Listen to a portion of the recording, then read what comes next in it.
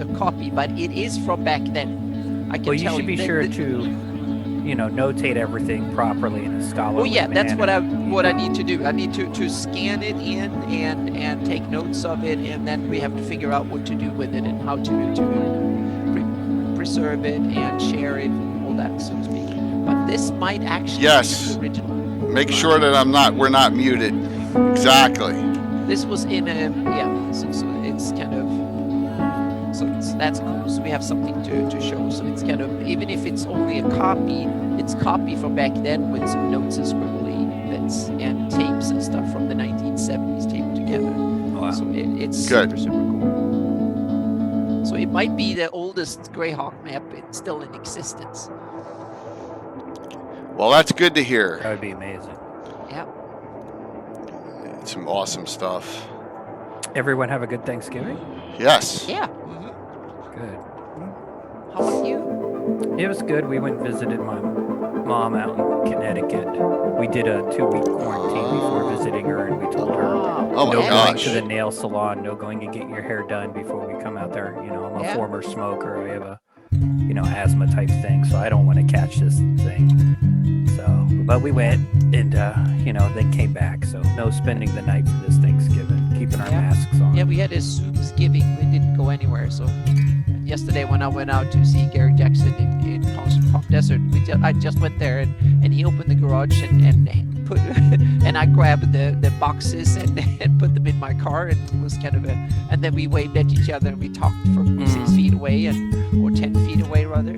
So yeah, masks on. So yeah, but that was wonderful of him to dig through the garage and all the stuff. So yeah. Yeah. That's So now we awesome. got way more notes, and there's notes on various towns and also printed a lot. So a lot of half of it is just things that he's printed, and some of it is printed or old Earth Journal printed Dragon articles and stuff, and What's they up, Troy? are already available. But some of it is his stuff, and there's some. Yeah, I didn't letters update in that the one. back. I hate it when I miss an update. Yeah.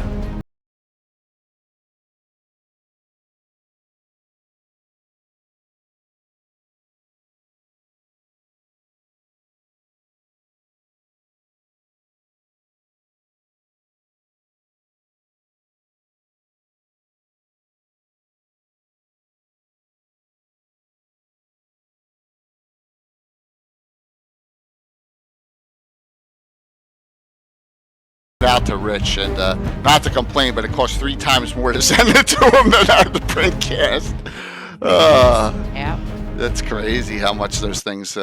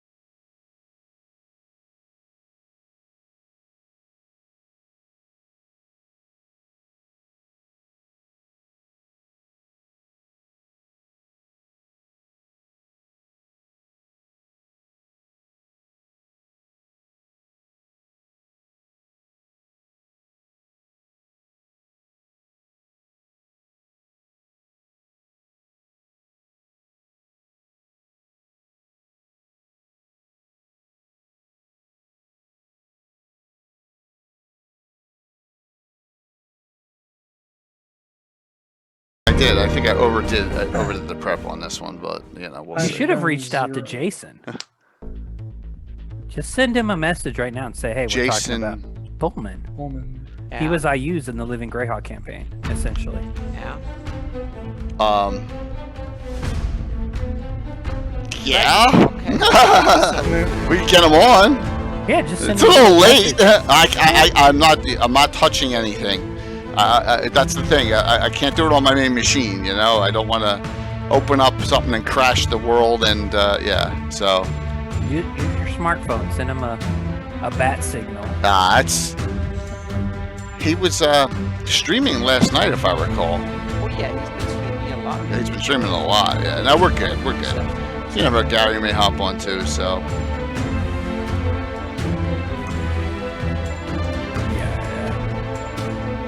Nago Yajo.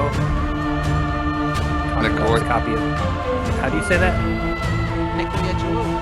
Hi Brian. He's one of my players. He's awesome. Yeah. Oh, okay. He was talking Yeah. about it. Eyes the Evil. That was my Bible during Living Greyhawk. What, Eyes the Evil? I used the Evil. Yeah, You used a 2E reference for Living Greyhawk? Oh, absolutely. And then we had to figure out their stats for 3rd edition. Oh, so you just tripled everything. No, I'm kidding. their David stats Shepard's are nuts in on. 1st Yeah. edition. I have to say hi to David Shepard too. So There you go. absolutely, that's awesome.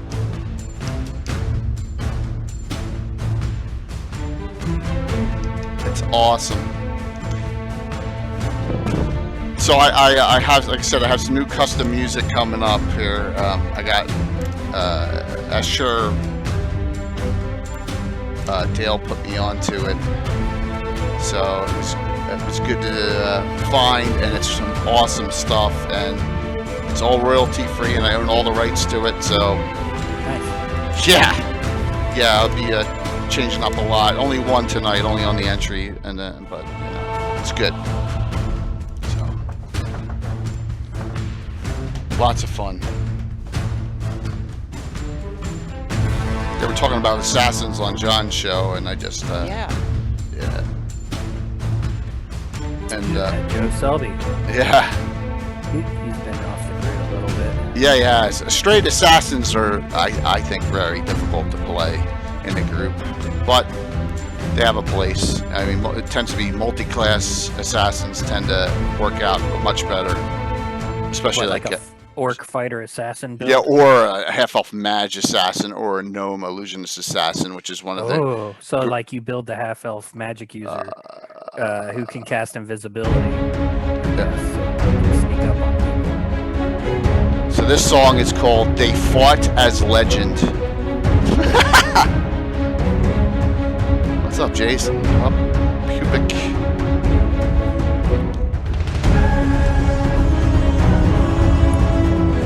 New owning tunes, yes.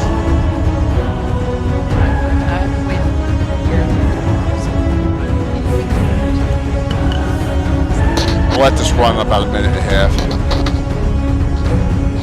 Yeah, I mean, you upgraded your graphics significantly. I'm trying to. I kicked it up a notch, man. Yeah, look at this spinning stuff.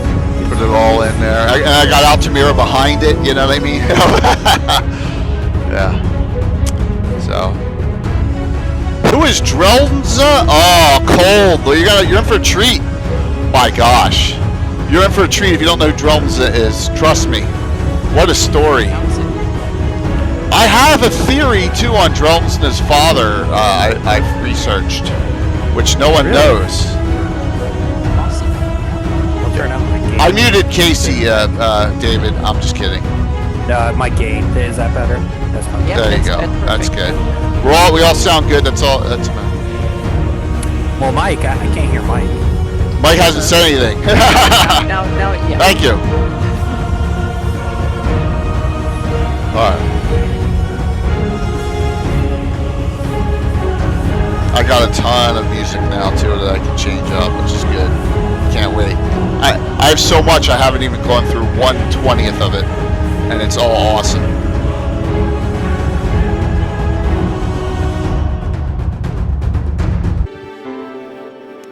All right. Welcome. Tonight, the first family of Greyhawk. That was my name, and if you, it was kind of a joke. You like that? The worst family. The worst of Greyhawk. family. And Daddy's not even local to Greyhawk. No, that's true. Yeah, Yes, he was when it started. that's true. S4. Yeah, he's been living there Oh, for some yeah. time too. Yeah. Graz'zt goes all the way back to That's not his permanent Shokan. home. Oh, yeah, it is. Because there was no Forgotten Realms in the 70s. Wah, wah, wah. Graz'zt goes all the way back to S4, which was made in the I 70s. get that, but he lives in the Abyss. He doesn't live. Yeah, but he's a Greyhawk demon. Well, okay. I'm talking about where he actually lives. Yes. So. Well, technically he was trapped on one for a while, and that would count Yep. as innocent for a time. Well, yeah. So we're going to talk. We're going to go all over the place tonight on this discussion, as usual. Just note tonight starts a new month, and there's new emote cheering going on too. So getting those Christmas emotes. Hopefully, we can crank out a bunch of those tonight. So Graz'zt, Iggwilv, I use Drelnza. It's hard to say. Drelnza. I spelled it wrong there, by the way, on that one. It's correct on the episode banner. So let's hop in. We're 1 minute early. Boom. Good night. Good evening, everyone. Look at this crew I got tonight. I'm Jay, aka Lord Gazumba, and we're gonna have a fun one. I think we're gonna talk some cool things. The first family of Greyhawk, or as some of them said, the worst family of Greyhawk. But hey, I think it's cool. And finally dug into. Look at that timing from Blue Box. Trying to dig in on some of this discussion and find some resources. To really dig deep, and it was made. And thank you there. Thank you so very much there, John. Yeah. Look at that. We got a hype train from the raid. Hey. Oh, my gosh. I'm all dressed up now. Awesome. Awesome. So, thank you, John. Hang in. By the way, if you want to see John on one of our shows, you get to see John on Sunday night. So I'll push that out. Oh, great. Myself, Anna, John, Will. I've invited one other Greyhawk DM. We'll see if that person accepts to come in, and on My Favorite Monsters. And that'll be on Gabbard on Sunday night. That'll be a Oh my blast. God! It's going to be 2 hours about Lossels. It's going to be a two Lossels? No. Lossels and the mongrels. Murlocs and all I can those put some others, you know. heads So we'll see you on Sunday night. I got some really good stuff to discuss, and we all will too. Thank you. Look at that, level 1 hit already. So please note the following, and let me see if I can squeeze this in here. A lot of this data that I have comes from a gentleman named Sean McDermott of this one, Power Score RPG. Now, he hasn't streamed in like 9 months, but he has a great blog at Power Score that Mike reminded me of a week ago. I was like, oh my gosh. And I went on there, and the data is intense on this, along with, of course, our references that are, the covers are all missing. I is the Evil in the Marklands, and a whole bunch of other references all over the place. I left my Expeditions to the Ruins of Greyhawk downstairs. That was dumb of me, but that's okay. So, thank you. Got an anonymous one coming in here, too, for, yeah, love Graz'zt. Graz'zt is awesome. So, let's go around. Casey, I know you hit it up in that third edition. Just give me a synopsis of your general thoughts on the whole topic. Well, I'm a little weird in that I think Graz'zt should be a devil instead of a demon prince, demon lord. They make him a devil in 4th edition. Yeah, and we'll skip 4th edition. Forget that. But those are the people I don't play nice with. But that's just my personal opinion. I think he's almost too refined.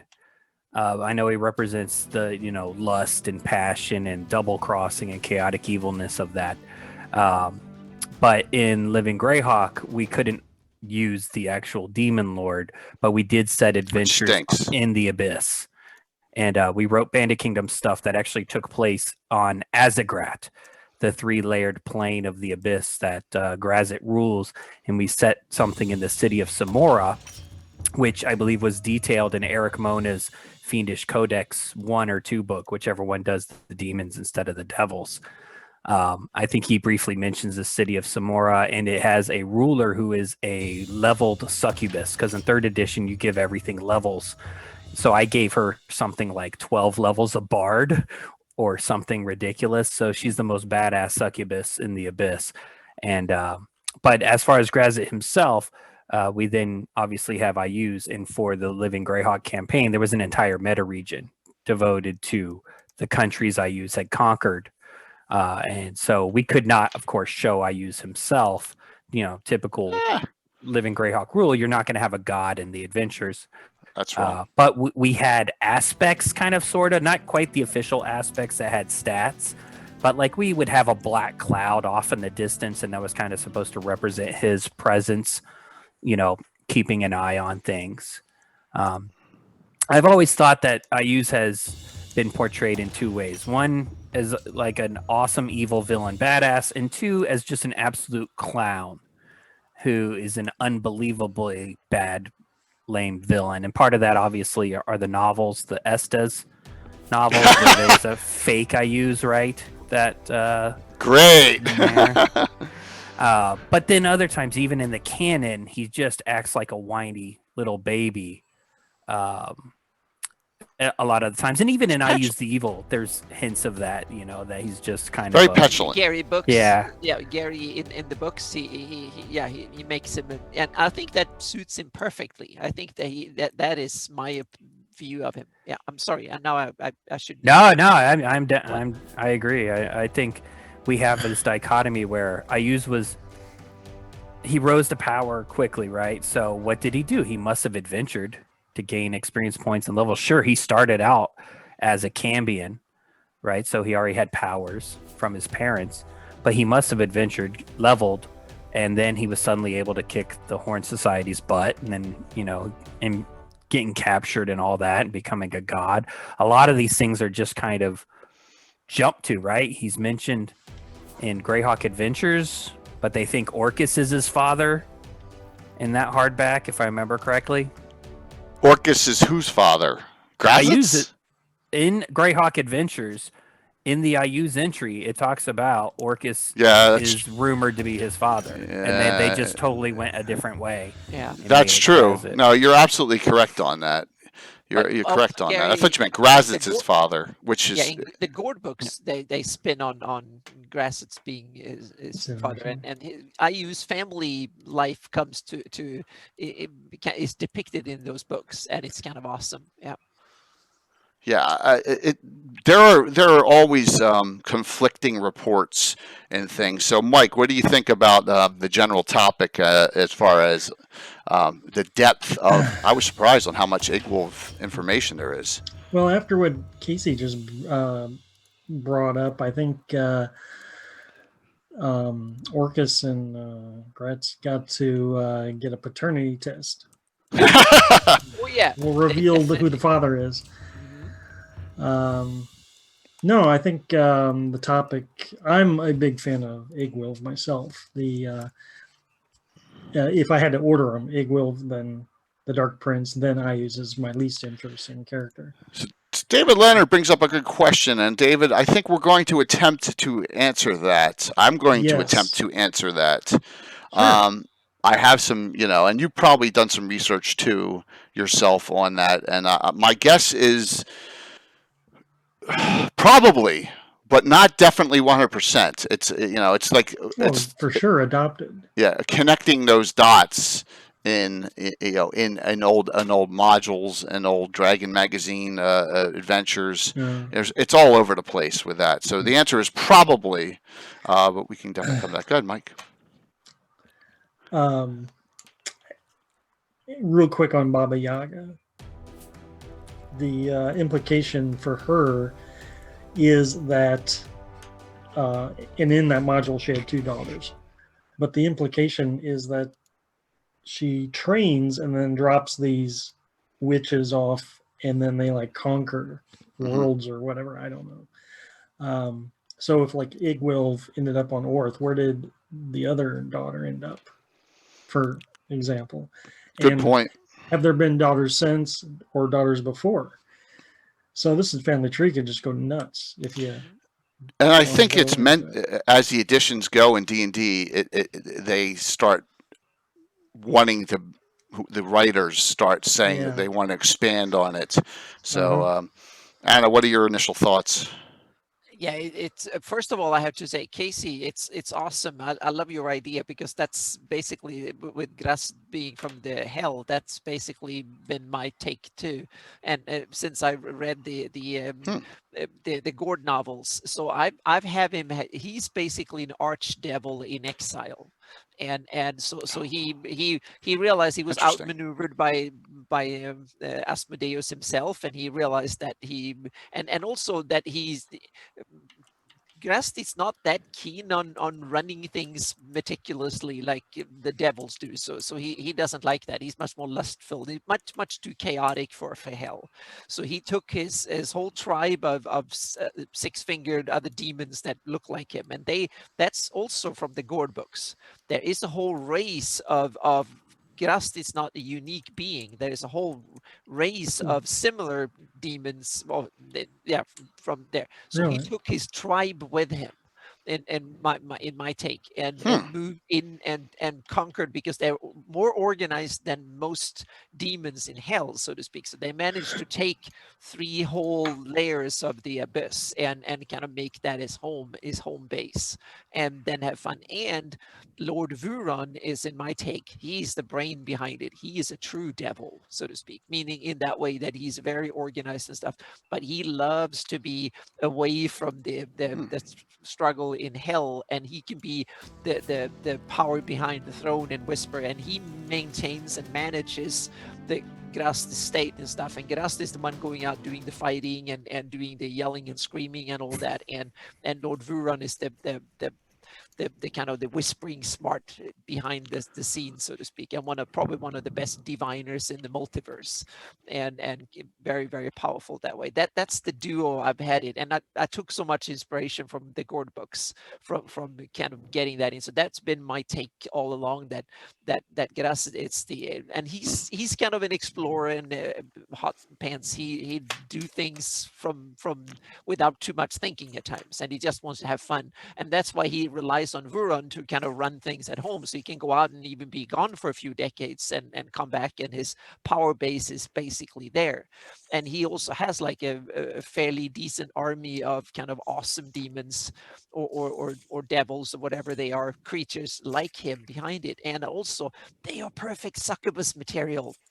And so that is, I've kind of coming up with a whole bunch of cool ideas around that theme, and I've used some of it in my campaign before. So it's so wonderful to hear that I'm not the only one who has these ideas. So the three So layers. we got, What's that? no, I was going to say, so Graz got his wings clipped.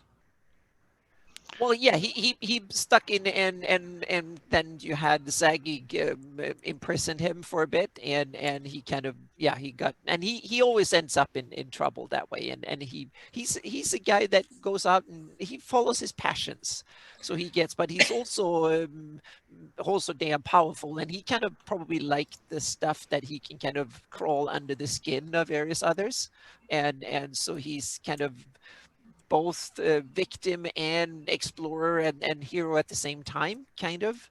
So he goes on doing all sorts of weird things that normally creatures of his caliber normally don't do, so to speak. He's a risk taker in my take, and he's also not morally constrained this one way or the other. He's not completely rage filled, and but on the other hand, he's not overly disciplined either. I would have him as neutral evil, so to speak, and just go where he wants to, so to speak. And he can be disciplined if he wants to. And he's also probably, in some ways, he has a lot of good brains and also superpower. I have him as the best swordsman in that way.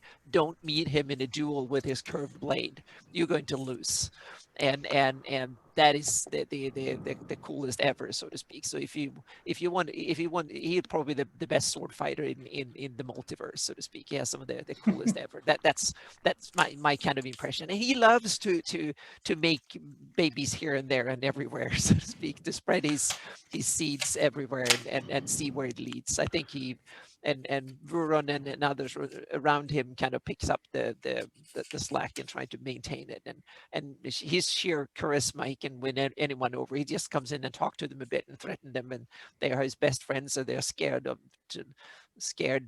beyond bejesus out of everyone. So he probably has the highest intimidation score out of anyone, so to speak. So that's that's my kind of basic understanding of Graz'zt. He doesn't fit the bill. He's a true fiend in the way that he comes from the netherworld, but he's not particularly one way or the other. That makes him kind of unique. He's all over the place at the lower planes. He could be at home anywhere in the netherworld, so to speak. That's how I might take. And Lord Vuron is the same way, but one emphasized the seat of its pants, and one emphasized planning and understanding, and they're rigid behind it. And they are a pair that really like each other and respect each other and need each other, and struck a deal, so to speak.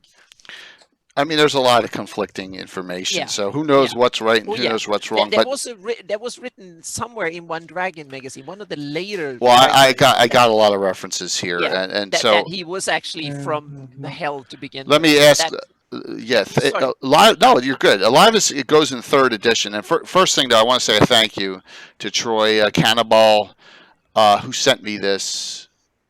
I guess on a show. But is that one of these? this is the deep. okay. He sent. Thank you so Oh, very much. What a wow. generous gift.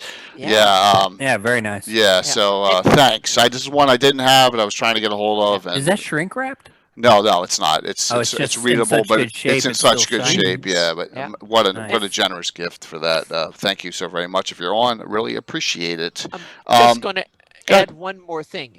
There is an awesome YouTube video where Jeremy Crawford from Wizards of the Coast, he talks about Tasha and Graz'zt and the family situation and stuff. So after the show, watch that one. Who does?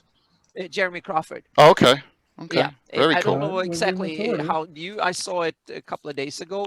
It's from November 13th, so it's new. So he's answering some of the questions posed by yes. the book. Mm-hmm. Cool. Yep. It's a great show if you're interested in Tasha and what we're talking about now. It's awesome fun. So Yes, yeah, I was going to say Joe quoted from that book, as a matter of fact. So if you don't own the book, he just posted a quote from Tasha in there where she has all these quips. Really good stuff. Oh, I haven't got it yet. So yeah. They actually reference the Bandit Kingdoms in a Yeah. Wizards of the Coast book for the first time since the Living Greyhawk Gazetteer. Yes. Getting all Tasha makes excited. a little snarky joke about it in one of the little snarky Yeah, jokes a lot of she makes. snarky. The 300 snarky comments she makes in this book. well, come on. They can't make a book with a vilely evil character as the main person in here and have her doing sacrifices and all sorts of things. They got to give her that attitude a little bit, which I understand. But I want to ask Casey a question. Who's Pale Knight? Pale Knight the Demon? Yeah.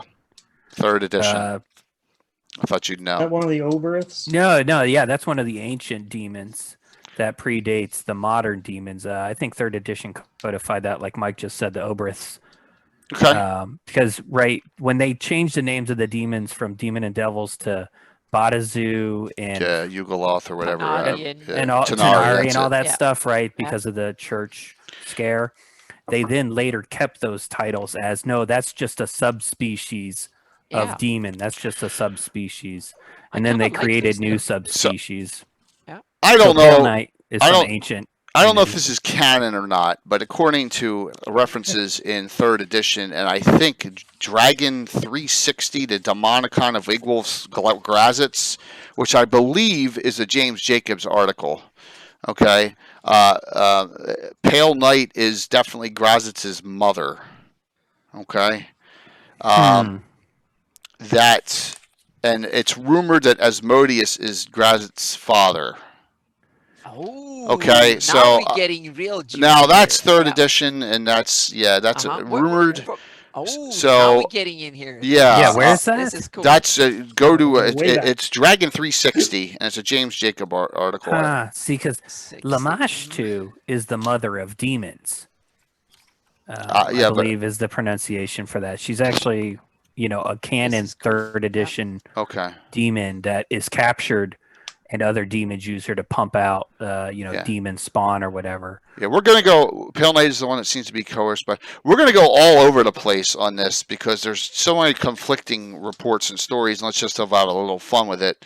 So, and it says here that Graz'zt was supposed to invade and take over the Abyss, and he took over, 3 layers, 45th, 46th, and 47th?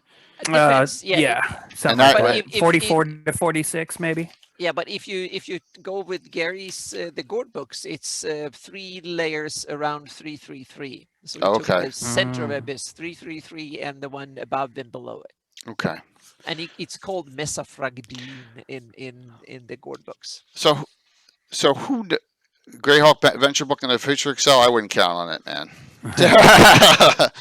But hey, you can cross your fingers. And I always say, yes, yeah, David, exactly. What's true and what's not? It says here, 45th for 47th. The fictional narrator says, I don't think he'll claim too many more. That kind of domination would surely cause the lesser Tanari to rise up and cast out the one who would crush their freedoms. The fiends are capable of concerted action after all. So there you go. So whether that's, part of lore now or it's just conjecture, and James Jacobs had a great mind, so I'm not going to argue anything that he wrote down, because a lot of this is all James Jacobs publishings, especially when you get into Savage Tide and when you get into Porphyry House and all that, when there's all sorts of interactions between all these characters. So some point, and I couldn't figure this out, Tasha and Iggwilv, one summons the other, Graz'zt, or vice versa, and then all hell breaks loose. According to what I discovered, she summons him right in the middle of him fighting with Orcus and Demogorgon in a big war that he's about to win, and pulls him pulls him to Greyhawk, the prime material, right in the middle of the fight, and that's why he's pretty pissed off. Oh, I hadn't heard that. Yeah. I recall That's that. cool. Yeah. Was that also a Dragon article? No, that's pretty old lore, and I remember I am all over the place on this, on where the lore is. Just note the following: that I found references to Graz'zt and Iggwilv in places I did not expect. There is a actual one-line reference to Iggwilv in the original Temple of Elemental Evil adventure, which I did not know. Which Zavoda Index, I assume. no, I did not find that in the Zavoda Index. I No? actually found it in Sean's listing here on a guide to Tasha Wow. and it's in the Temple of Elemental Evil, and it says, and I gotta find it. There's Shokanth. We'll go back to Shokanth in a second. Apparently yours. Isle of the Ape she's in. It's all over. So it says something about Zugtami and her having been negated, and that that allowing Ayuz to gain more power in his machinations with the Temple of Elemental Evil. So Well, yeah. one line. How She's in Temple of Elemental Evil. Yeah. Mention Isn't that in Iggwilv. line with the novels? Kind of. I've never read many of the novels, but I don't know. I doubt it. The force behind Ayuz. What do you think, Anna? Who's the force behind Ayuz according to the Gord novels? It's Graz'zt to some degree, but it's actually Suktmoy and Okay, there you go. That's what I'm Suktmoy, saying. Iggwilv, They're the and- yeah, ones mhm. Yep. behind him. All right. See, the more I'm thinking about this, I really think Ayuz is not as competent as we think. Yep. I think he's just a puffed up Cambion Yep, that's what who maybe got some immortality. and my but players should not listen to this, what I'm saying. At all. Yeah. Oh, that's great. All right, so if you go to Iggwilv, okay, you know, I found her background's all over the place. So there's conjecture that she is from Deities and Demigods. She is Luhi, the crone. All right, If you that's wanna- one. play finish, yeah. Okay, she is in Baba Yaga's hut, the original adventure. She is one of the 2 daughters with a different name, which that name is here somewhere. Hey, Tommy John Kelly, you should be on the Tommy. show. Yeah. Tommy's written a fair bit. Yeah, David Tom, you Dunn want to brought hop that up on, earlier. man? Yeah, no, not Nasha. Oh God! Like I said, I have Natasha? so much data here. There's Louis. Supposedly, Eagle was based on a real life deity named Louis, who was detailed in his book, Louis the Old Chronopoholia. Okay, and it's in the Kalevala of the Finnish mythology, which kind of fits in with Baba Yaga too. Right, Yeah. absolutely. You know, so here it is. That's Bottle City. She's in Bottle City too. So when Alan Groy ran Bottle City in Virtual Greyhawk Con, I'm not sure if he ran this part, but Tasha shows up in Bottle City, which is Robert Kuntz's adventure, and she is Tasha flying around in a magic cauldron in a giant room with magic paintings. She's an old crazy hag, definitely not what you picture Iggwilv to be, but she's Natasha the Dark. That's it. Baba Yaga's daughter. So Right. you know. Taking mom's car out for a spin. Yeah, so Natasha, that's it. Natasha the Dark. Yep. All over the place.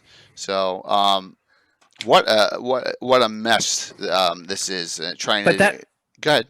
But that means, right, that she grew up on Earth, which was one of the explanations they gave for her tone in the book Tasha's, I think, on this social media, right? Because Baba Yaga is an Earth creature. And Oh. I just found Right. Dragon Magazine 67. It's and here you go, Casey. This is where you noted it. It says whether Ayuz is a human who has become demon-like through centuries, or whether he's a semi-demon. Some suggest a Bible of Orclus no mortal knows. All right, so that's in the Ayuz article on Greyhawk Deities Dragon 67. Yeah, all over the place on this. So there's multiple Iggwilv background stories, obviously. Yeah, and Yep. tying them all together into a timeline has been a lifelong struggle. Definitely, Tommy. Definitely good to see you on tonight. And I'm thank you, Canadian, for giving him a sub there. So at some point, one Iggwilv captures Graz'zt and uses him for power. And she's known also as the Witch of Perrinland at some point, right? And the Horn of Iggwilv, which is in the Yatils from S4, named after her, and that's one of her places of recluse, right? So, and then the God Trap comes, and that messes things up, and then Graz'zt kind of takes her to the abyss and keeps her there for a long time. Do I have that right so far? What a mess. Right? She had him captured, right? She learns a Yes. lot from him, right? Yep. Even before this book, Tasha's, we know this from old canon. And then how did she messed up? She let her guard down and had, Something happened and- sexy times with him. And is that what happened? And he said, "You're coming home with me." Well, She was rolling Perrinland at the time, and then when she was trapped in Perrinland, I guess got free. and we don't know when actually Ayuz was conceived, or when Drelnza was conceived either. And obviously, Graz'zt is not Drelnza's father. So, and no one knows who Drelnza's father is. But it appears that in this, now, did you ever go into this? Graz'zt Book 3, Rich, correct. Tommy, have you ever gone into this? We have layers of Iggwilv all over the place, and I want to just go over some of them because they may make an explanation on how this all came about. And now I had that marked, and now I don't have it marked, and that's me being a mess here going through this. Here we go. Shokanth, okay, the Horn of Iggwilv. A building on Luna, a moon on Greyhawk, okay, because you go there in Return of the Eight. A tower in the Argent Palace that Graz'zt has no key for, and that is a reference from Dungeon 212, Court of the Dark Prince. A mansion on the shore of the River Styx in the Grey Wastes, that's Dungeon 149, Enemies of My Enemy. A mansion in our own demi-plane, Dungeon 212, Court of the Dark Prince. And here's the one. A laboratory deep in Castle Greyhawk, which you go to in expeditions to the ruins of Greyhawk. Now, there's a clone of Iggwilv there, but that's actually Iggwilv's original laboratory. So the theory that Simulacrum, not a clone. Simulacrum that attempts to become sentient, right? Right. Yes, you're absolutely correct. So you're saying that's And Iggwilv. Tasha's laboratory. Right, but the theory that is proposed here is that Drelnza's father is Zagig. Oh, that's interesting. Yeah. I would say that's because, and this is Gary's doing. Tasha was part of the Company of Seven, back in whatever it was, like the 300s, and she must have hung out with Zagig a lot because she helped him build the God Trap and helped him trap demons. And then when she up and left, she stole that Tome of Zix with her, which became the template for the Demonomicon. But why did she flee? Well, you got, I want to know. and Gary brings up a point between 460 and 560. Graz'zt is banished for 100 years, and that's when working on Ayu's power base at that point. But she's all over the place in lore and appears where you would least expect it. And I completely forgot this too, and that is that the entire adventure, Isle of the Ape, she's behind the scenes pulling everything, but she doesn't appear in it. So Tensor actually is talking about Iggwilv and Eye of the Ape and says the following: "Know you Iggwilv dead, you thought, long dead? No, not so. She stirs in as much wrath, for her beloved daughter was laid low. If left to work her will, all those who seek weal and good will soon be slain or enslaved by her hordes. Demons will stalk earth and blood will drip from black altars. Even with the artifact, the coming confrontation will be no certain thing, but at least Iggwilv will have no demon hordes to serve her." So there you go. So That's in Isle of the Ape? yeah, according to this. And I did not know that. I didn't look at that close enough to note that. So, yeah. Yeah, DM Zagig gave her I'll call you like it's not canonized anywhere. It's a conjecture, and there's a lot of conjecture in this. Like Graz'zt's father has never been stated, or mother has never been stated, but there's conjecture on those points as well. So, trying to get it all out here. Pre talking about that next generation. Go ahead, Mike. I was going to say, did Drelnza infect Thrommel with vampirism? Oh my God. Had to get that out of the way. No. Oh my God. That was a good one. Wow. Yep. Wow. Yep. Other speculation is Drelnza's father is a lich. Yes, Gary, there's rumor that to piss off Graz'zt, and I'm going to be blunt here and crude. I apologize, but because I have to. But yes, Iggwilv was banging a lich. So there you go, which is really disturbing. I mean, if you can be a lich, you can cast polymorph or alter self or something and regrow important body parts. I was more thinking that now can they actually conceive offspring when they're undead? So right, they have no life force. All right, so Tommy John says Leric before he became a lich. Wow, okay. That is that is. See, that's why we, Tommy.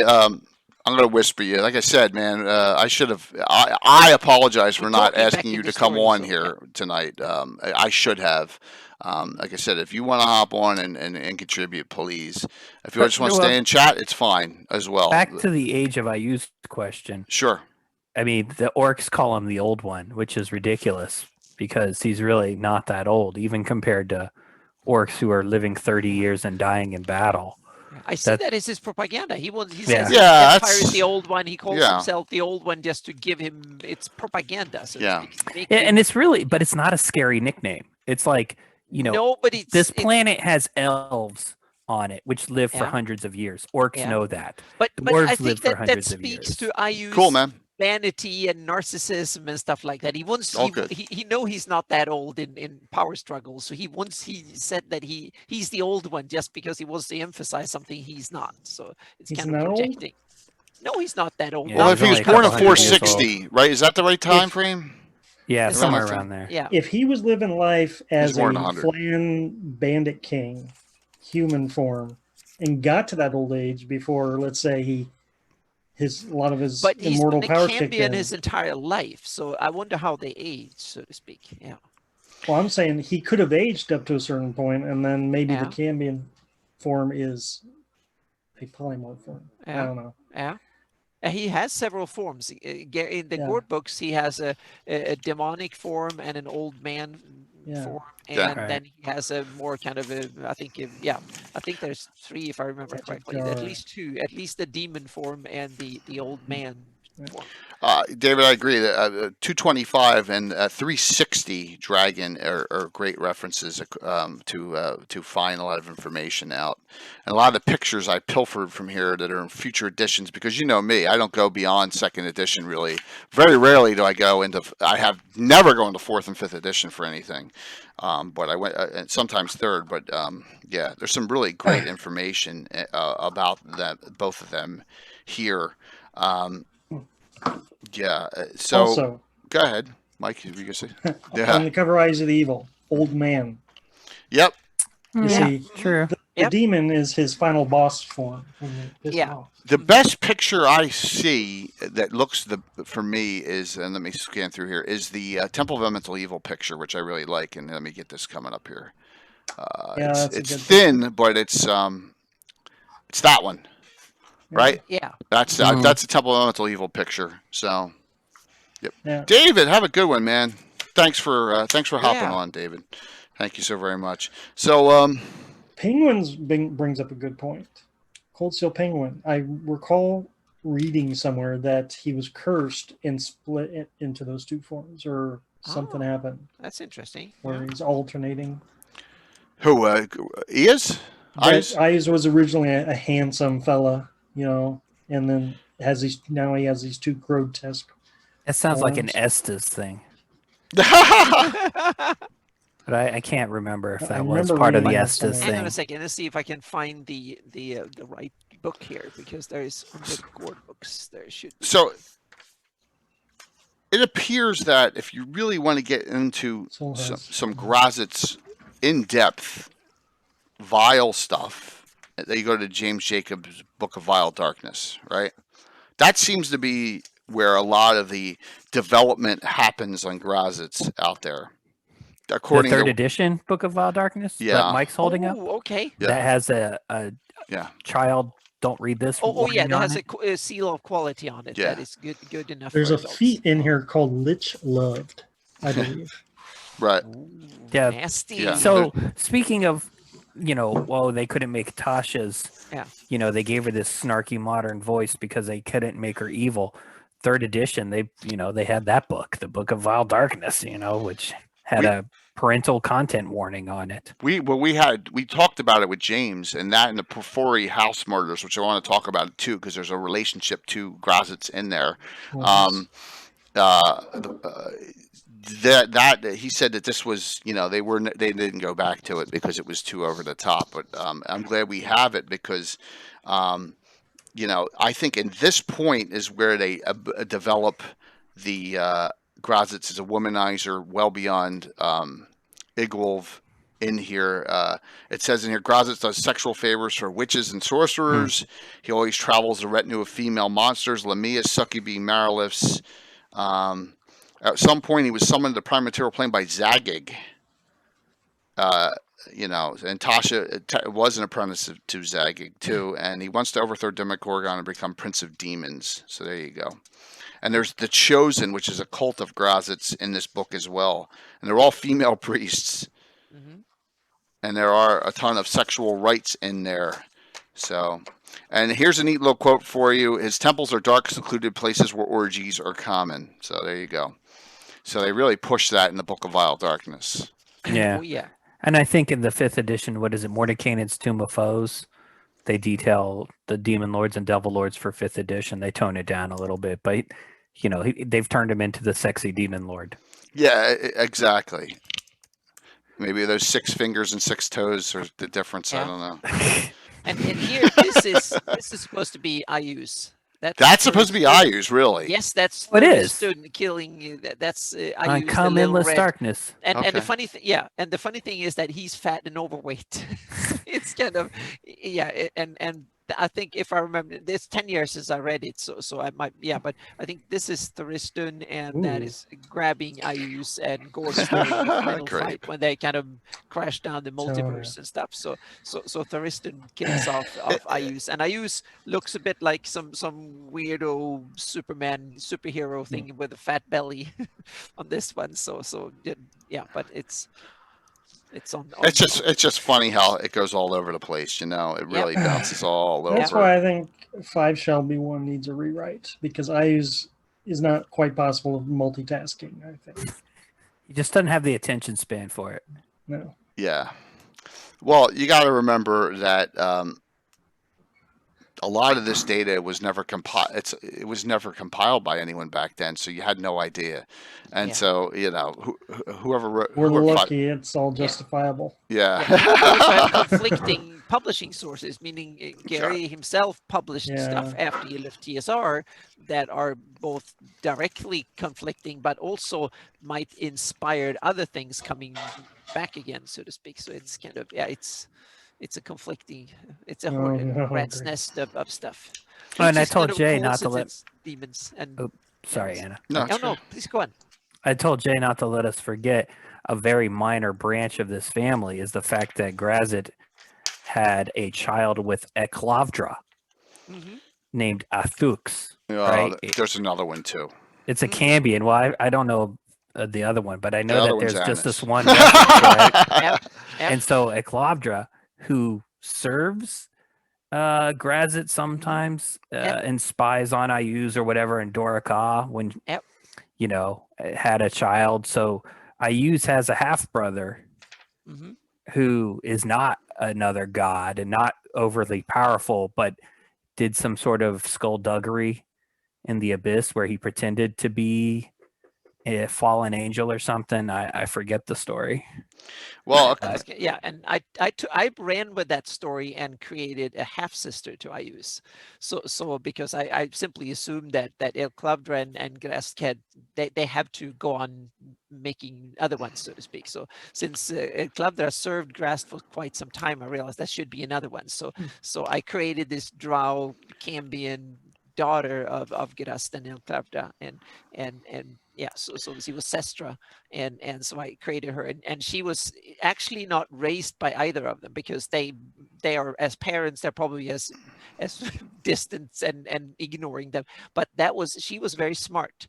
So Vuron raised her, so to speak, to be very smart, and so she got a dedicated parent, which is very rare in those circles, so to speak, and she became the kind of the spiritual and very much the love child of without any love really, but Vuron got his daughter, so to speak, offspring that he kind of likes. So she became a multi-talented kind of, and she's Vuron's eyes and ears. And also Graz'zt in that way, also Graz'zt's eyes and ears. And she's very, very capable and also very disciplined. Very, very disciplined. Harry says that Iggwilv had a clone in the Gord books. Is this like she died and was cloned? Or is there two of them running around? No, it was Leda. Yeah, called Leda. And then she turned out, she was Gord's companion. And she was. I need to read these books. Yeah, you really do. Yeah, you need to, because it's Gary's own words about it. It's like a road movie through the setting of Greyhawk. And just ignore the ending.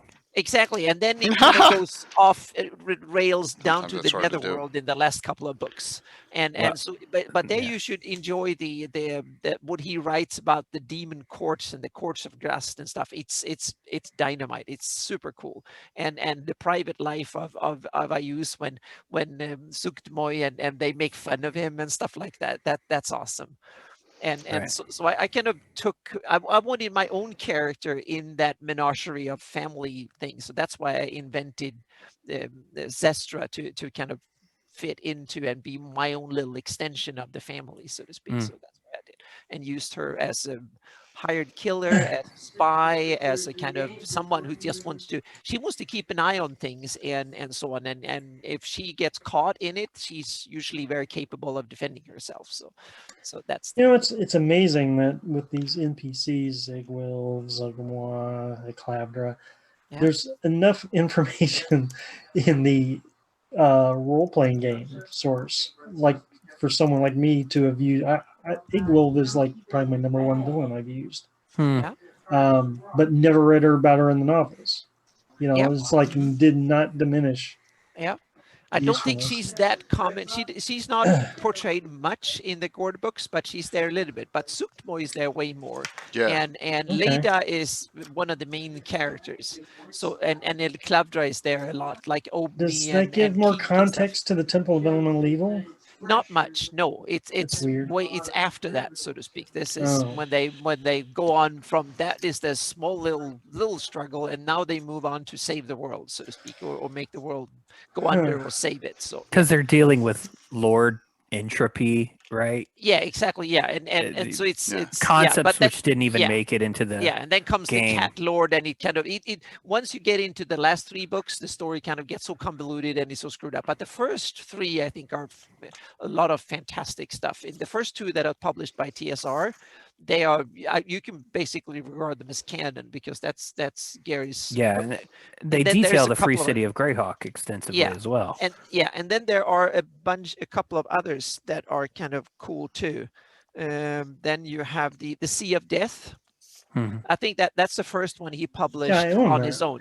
Yeah, and that's I the just haven't Sea of read it. Dust. Yeah, so it's the Sea of Dust, and They don't and- take long to read. They're not like, Shakespeare or anything. No, it's not. But this one has a lot of, and this one you should read because they're in all and out the paintings. Yeah, and that's why I stuff. got it. Yeah. Yeah, exactly. I So researched read the it. all out of it. Yeah, So- so Ah. read it. It's a lot of fun. That's And good one. Leda is and El Clavdra and Obmi and Keek and the other ones are frequent. in Who this did make book. it into the game? Yeah. And then there is these two. This is a bunch of short stories about Gord, and that there is some tidbits here and there that concerns a lot of things that are very interesting about this. And this is the City of Hawks. This is an alternate that tells another side of Gord's upbringing. So you have the first saga of Old City that Gary published when at TSR, which is it's real cool if you want to know about the city. And that one and the hang on a second, I'll see if I can get them. There should be somewhere. So I mean, I haven't read these books in like 20 years probably at this point, if not longer. But I would just give them a whirl, just for the hell of it at this point. Nostalgia and, they're not high art, they're not high literature, but they contain nuggets that, Yeah. What they are, I mean, got this is the scattered first. into the setting. Yeah. So this is the first, and this one is actually a kind of a companion that tells the same story but from a different perspective, and fills in a lot of stuff that you don't get when you read this, and then you fill it in. And it's also, in my opinion, a much interesting take on the city that is grim and dark and kind of interesting and stuff. And it also has the Gary's map of the city in this one too. So it's kind of cool. And then so it's a little bit of everything. And then you have the second of the books. So it starts with this one, and then you have this. So these two are an awesome road movie through Greyhawk. And they go from they start in the Greyhawk City, and then they go up across the Nirduv and fight monsters, and then they go through the Bandit Kingdoms, and they go through Nyrond, and they go to the Adri Forest, and they're up in Bone March, and yeah, it's a lot of stuff. So these are fantastic if you want to get a feel for Gary's description of the Flannies, and it's Rennie, Atloy, and a whole bunch of other stuff in it. So I'm sorry that was a long, but I thought we might have some new viewers here that haven't seen them. it's all good. No, it looks like they're all on board with the novels. I'm the only one here who hasn't read them. No, I haven't either. Yeah. Oh, okay. Oh yeah, you Good. definitely should. Yep. Well, No. just put them in the bathroom and Yeah, anytime exactly. you're I don't on the have throne. them. When you have a I don't have 'em. vacation I'm week, trying to get then- it set then- up for Alan. Yeah. Someone send Jay No. copies of the No. books. No. Yep. I will get them myself. I'm not sending you my copies. They're somewhere in storage. So, Yep. unfortunately, the joke Castle Greyhawk has a boatload of G7, Yep. has a boatload of Iggwilv Graz'zt They're poem. everywhere. It has. Love poems all over it. Oh wow! Then I need to. So, Written by who? Well, whoever wrote the. All right, so here, the heroes come into a room and a magic poem is spoken aloud. Here's the second verse. I'll show you love, and I swear to God, I'll show you love and let you see a charming couple in greatest ecstasy. In throes of passion, Iggwilv and Graz'zt. Before Ayus came, that pint-sized brat. That needs to be workshopped a little bit more. I'm just Yeah. telling you, whoever wrote this. So, and there's a whole bunch of this stuff in here, all over the place. There's a joke that goes on, and then Iggwilv says, "Can I ask you for something?" And then anything most love, and he goes, she goes, "Well, I really like a party of adventurers, darling. Is that all?" Graz'zt waves his fist. Suddenly, a dozen demons appear in the room, and you had to fight them. 2 type 3, 2 type 4, type 6, a Nabasu, and 6 Babal. Oh my God! Wow. That is awesome. Yeah. So The room's probably not even big enough. it's just so campy. Yeah, Gaetano. I Oh think he probably just cursed his. But it's funny. It's all throughout that book, according. Yeah. Exactly, Patrick. It sounds like someone was drunk and just decided they're going to start writing up stuff. Of erotic things. So note this though. If you go back to Dragon 82, there's tomes. Yes. A compilation of tomes, and one of them is an Loads of Iggwilv tomes. tome. Yes. Spells Between the Covers is the article, and there's one by Elminster. There's one by Evard, which is legendary of phantoms and ghosts. Manual Powers Beyond the Life by Big B, and then Lore of Subtle Communications by Tasha is in that. So, and Tasha's Uncontrollable Hideous Laughter's in that. Now, it did appear earlier in the 60s, so because it was, in the Honor to Cana that spell first appeared. And that book contains Ventriloquism, Tasha's ventriloquism message, and okay. legend lore comprehend Oh, languages. those were all Tasha and spells. hideous That's right. and hideous laughter. Yeah. I mean, obviously, hideous laughter. I remember, Yeah. but I'd forgotten that those were also. And what's the story? Right, the child wrote to Gary Gygax. Yes. Yes. Absolutely. So these are Yep. a lot of different origins and characters that have been woven into one story. Very true. And it's just I got to get past that parody. I can't go back Also, there. before we miss it, Iggwilv went for a time as Hura. Hora. Yes. And this is in Tommy Kelly's stories on in the latest Orth Journal that's out for download right now. So, what's the significance of Hora? Because I saw the name in the book, right? I'm assuming it has something to do with voyages. When she split, I think it was either. Now this is where I can't get it straight. Either before she joined the Company of Seven or after the Company of Seven. She, I think she was. Hura got in trouble there and then fled to Grog City. And then from Grog City, she went to the Yaddles. I don't know. Yeah. But it's just another cover ID. And the Company of Seven is a canon adventuring party, right? Yes. Yeah. And the Company of Zagig, Seven. Merlin. Yeah. The Company of Seven appears in Expeditions to the Ruins of Greyhawk. They appear or they're referenced? No, they appear, but they're all reversed. They're all reversed by there's a special mirror in that adventure down in the Zagig's lower levels, and they're all evil except Tasha, which is Came out Ashta, good. which she's lawful good.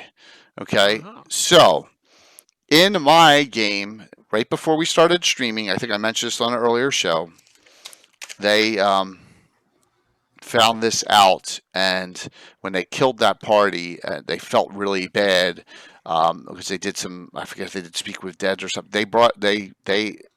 So Ashta is alive in my game in Greyhawk City. Yes, Just that character is 15th level chilling. no, they were only like 8th, 9th, 10th, I think. Yeah, at that time that company because that's when they were. That's Oh, when they you're were not mirrored. talking the version from Expedition. I'm talking about the version from Expedition. Hang on. Maybe I missed something. The I don't know. simulacrum. No. So I'm they talking about went the in Company half. of Seven. Oh, okay. Yeah. I missed The something. Company of Sorry. Seven. There's a reverse mirror, and this is supposedly, once again, I'm getting deep into the weeds here. What happened to Robilar, who gets freed at the end of Expeditions Ruins of Greyhawk and comes back, and is not the Robilar who went and fought with Rari. Supposedly, it's this reversed one, Balaro. Okay, that's the storyline. Whether you Spoilers. buy that or not, who cares? You know, Right. whatever. I think that was Eric Mona talked about that. Yes, didn't he did. Yeah. But they're all reversed. All the Company of Seven get all reversed in this mirror as well, and stuck in there. And then when you release them, you fight the evil versions of them, but they're at lower, like 8th, 9th, 10th level, I believe. But except for Tasha, who is good, because all the other ones were good and they're reversed to evil. Imagine that. So there's the simulacrum and there's the reversed. The reversed Tasha. one is Yeah. Iggwilv. Yeah, not as Yeah. the reversed one is Tasha. The simulacrum is Iggwilv. Gotcha. Okay. Okay. I haven't read that book in a long time. Yeah. I don't think I've ever gotten to run it. I just remember thinking the simulacrum of Iggwilv is 15th level, and in 3rd edition terms, that means the original creature is 30th level, 3-0. I'm not sure we've seen any other canon that puts Iggwilv at a higher level. I believe it says, and I could be wrong, but I think it says in Return of the Eight, it's conjectured she's 30th. I believe it says that in Return She of was the Eight. definitely 30 in my games. Yeah. I And mean, I had at a lot of 30, fights. I'm more of a DM that, like, I'm going to run you through the mud. I'm not going to have some 30th level overarching bad guy because I just don't get campaigns going up to 18th, 20th level. So where I worry about that. But at 30th level, you should be a hero god, essentially, in my cosmology. But if you're that kind of villain and you're not looking for that, that's, you know. Well, if I may talk about my own campaign Go for it. for a short bit. So I did run a high level campaign. 3rd edition had the epic level handbook. So I had 30th level Iggwilv when my characters were 20th level, and their whole goal was to get up to her level. She is responsible for not only TPKing a party in Return of the Eight, she also twin disintegrated 2 wizards, player character wizards in my group, high level. Failed their saves, huh? And I had a half-brain scheme where she made her own version of the God Trap, trapped Naribo, Rudd, and Ralashaz to use their powers and become the goddess of probability. And, you know, so she could control luck and bad luck. Oh, it was nuts. By then, that campaign was getting into the 30th level range, and I had to end it. 3rd edition high level stuff But was it was nuts. I can't all- believe you didn't have any fate spinners just saying, like, no, I'm not going to have to make your saving throw today because I'm a fate spinner. And, you know, all the Yeah, prestige no. classes and all the cheese and No, time one's stop on. and wishes. This is what I think happened, and Mike, you statted her up, obviously. Yeah. And I know that Timothy Brannon started his up as well Right. in this discussion with Sean here. When it says you're that high level, you're not meant to go against that character in the campaign ever. So you put this character up at 30th, and then you just say she's behind the scenes. And if you want to go to, that's what I think the idea was by making that character 30th. That's my what I surmise. Yeah. So let's talk about power levels here a little bit. Graz'zt is a demon lord. Yeah. Iggwilv is a lesser god in canon. No, demigod. Demigod? Okay. In the Living Greyhawk, Brit tried to make him into a more powerful god, or that was the story arc, but it's unofficial, and obviously it's Living Greyhawk, so it's not canon anyway. Right. And then 3rd you have... edition had divine ranks. It did. Yeah. So demigod was one of the specific divine ranks, like divine rank 2 or 3 or whatever. Hero god, quasi-deity, etc. Demi, and then lesser, intermediate, Yeah. greater, and then over god or whatever. But then you have Iggwilv. So, I mean, you've got to be able to spank your child. So can Iggwilv spank Iggwilv? Yes, that's my opinion. The answer is yes. Because if you look at that picture here, I mean, this picture's from Return of the Eight, and I think this answers everything you need to know. All right. Here we go. And we'll get Read the Gord books. and the Well, answer. yeah, you I've get- got to reread those. All Yeah. right. She literally spanks Ayus. Well, No, here. not literally, but She's behind there yelling in his ear right Yeah. there, right? That Oh. picture, and that's from Return to the Eight, and I Yeah. think that tells everything. They Yeah. laugh at him and ridicule him. Yeah. So that's kind of Now, verbal that spanking. picture- Yeah. In Greyhawk Adventures and other 2E sources, they give the gods class levels, right? And those Oh are yeah, avatars, 1E. Yeah. right? So Yeah. what's I use? Do you have Greyhawk Adventures handy there? Because it says like he's an 18th level assassin, 10th level cleric, or something like that. Doesn't matter. I don't have 30th it. level spellcasters you're not messing with. You know, it's immaterial, really. Well, It's that's just- what I mean. You yeah. could look at that build and compare it to Iggwilv, because the 30th level pure caster, I mean, right. They're yeah. just going to And drop a mountain on your head. I don't have the stat. I see because I don't look at stats of gods and demons of that level and nasties because they shouldn't be dealt with or with the characters. That's just the way so I don't even worry about Well, it. right, but I mean, just to compare, Yeah. obviously she was able to kill Graz'zt, Gary said, Yeah. so that Graz'zt had a 100-year banishment from the prime material Uh-huh. plane. I'd forgotten that, so thanks to Gary for reminding us. Yeah. But then Graz'zt was able to imprison her, right? Yes. And then they have this kid. The kid becomes a god, and then Drelnza is what, a vampire? Yeah, Yeah. a high level fighter / vampire, like 14th level fighter / vampire. We haven't Right, talked which, about in the her grand yet. scheme of things, isn't godlike in power. You have. Well, she's not. Right. She's put in Shokanth in the middle to guard the Dave's Wondrous Lanthorn and the Prison of Zagig and some other items in there, and that's basically she's the guardian of the inner chamber. Because remember, you got to open up every single door to Yeah, get yeah. into that adventure. One of my top 3 of all time, by the way. If you agree with me, I know Carlos would agree with me. But it is a wonderful, wonderful adventure, and I've always said I wish that you didn't kill her there and you could use her in the future, but who knew back then what we know now. So, and I found an obscure, oops, I moved the wrong thing, I apologize. I found this obscure pic and I don't know where I got it from of Drelnza. Let me show you. Okay, that's the picture out of S4, right? All right, that's the wonderful picture that like drew me immediately. I was like, "Oh my god, this is a great module, right?" And then there's this one of her, awakened, and I don't know where I got that from. I don't Yeah, remember that's a either. great picture. And then we have the colored version coming up after this. I love those doors. And Yeah, the door, they're so innate. do you know where it comes from? I don't. Well, that's the doors of S4 to get inside the inner chamber Oh, that okay. shows. But someone drew this up, and I just don't know where that came Oh, but from. you have the picture, so that's. I had that. Yeah, it's one of those things. I've had that picture for like 20 years, I think. Okay. So, and then there's the picture from the reprint in 3rd edition or 4th edition that they did. So, yeah, but and no one knows who her father is. It's rumored a Lich, Leric. It's rumored Zagig. Who knows? It's rumored Thrommel. I'm kidding. So there you go. That was a joke. But you do kill her. It's a tangled web. Yeah, in S4 she gets killed off, and so be it. So I don't think. Wait a minute. So the vampire can suck us at any time. That's funny, Gary. So she's not a demigod, and she's No. no, not at all, not at all. But she is Ayu's half sister. All right. So I guess one of the things that bugs me about that is And here's her how stat. it Oh, I'm sorry, Fighter 13.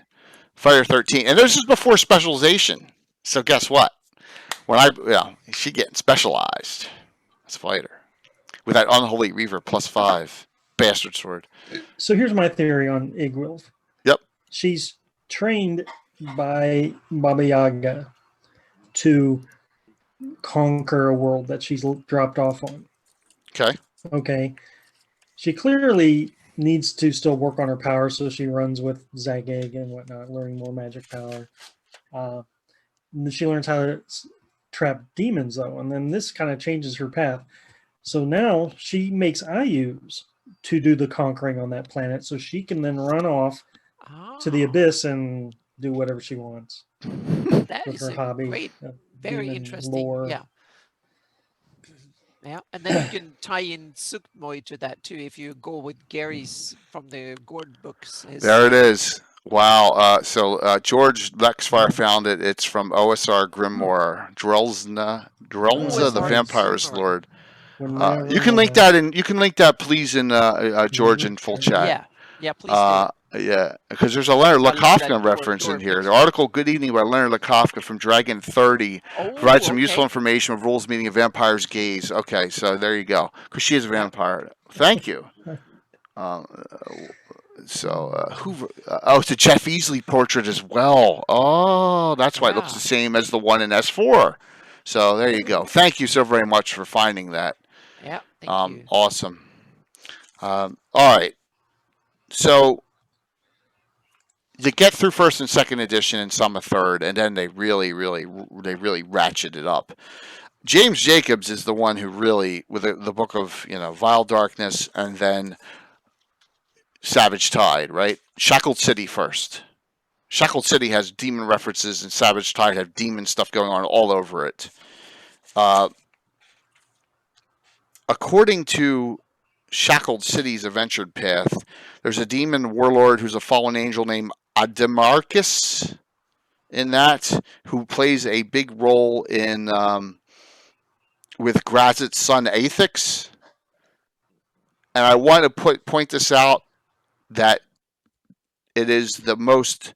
This is and this is whenever this edition and third edition came out, but this was actually between Aethix and Ademarcus, was one of the first openly homosexual relationships that was put out in D&D. Oh, I didn't catch that. Yes. Okay. One of the first ones that was actually published. So I'm just putting that out there, that this was kind of groundbreaking at the time. What year was that? Do we know? Well, this is James Jacobs. This is during the Shackled City Adventure so Path. it's Third like edition? early 2000s. Yeah. So just note that. That is fantastic. Yeah. We never. If I had done deeper research, I would have said kudos to James for really digging this up. That is. Yeah. That's great. Yeah, and that Ademarcus was trapped in Graz'zt's soul cage prison, and Aethix goes and releases him, and then they ally. But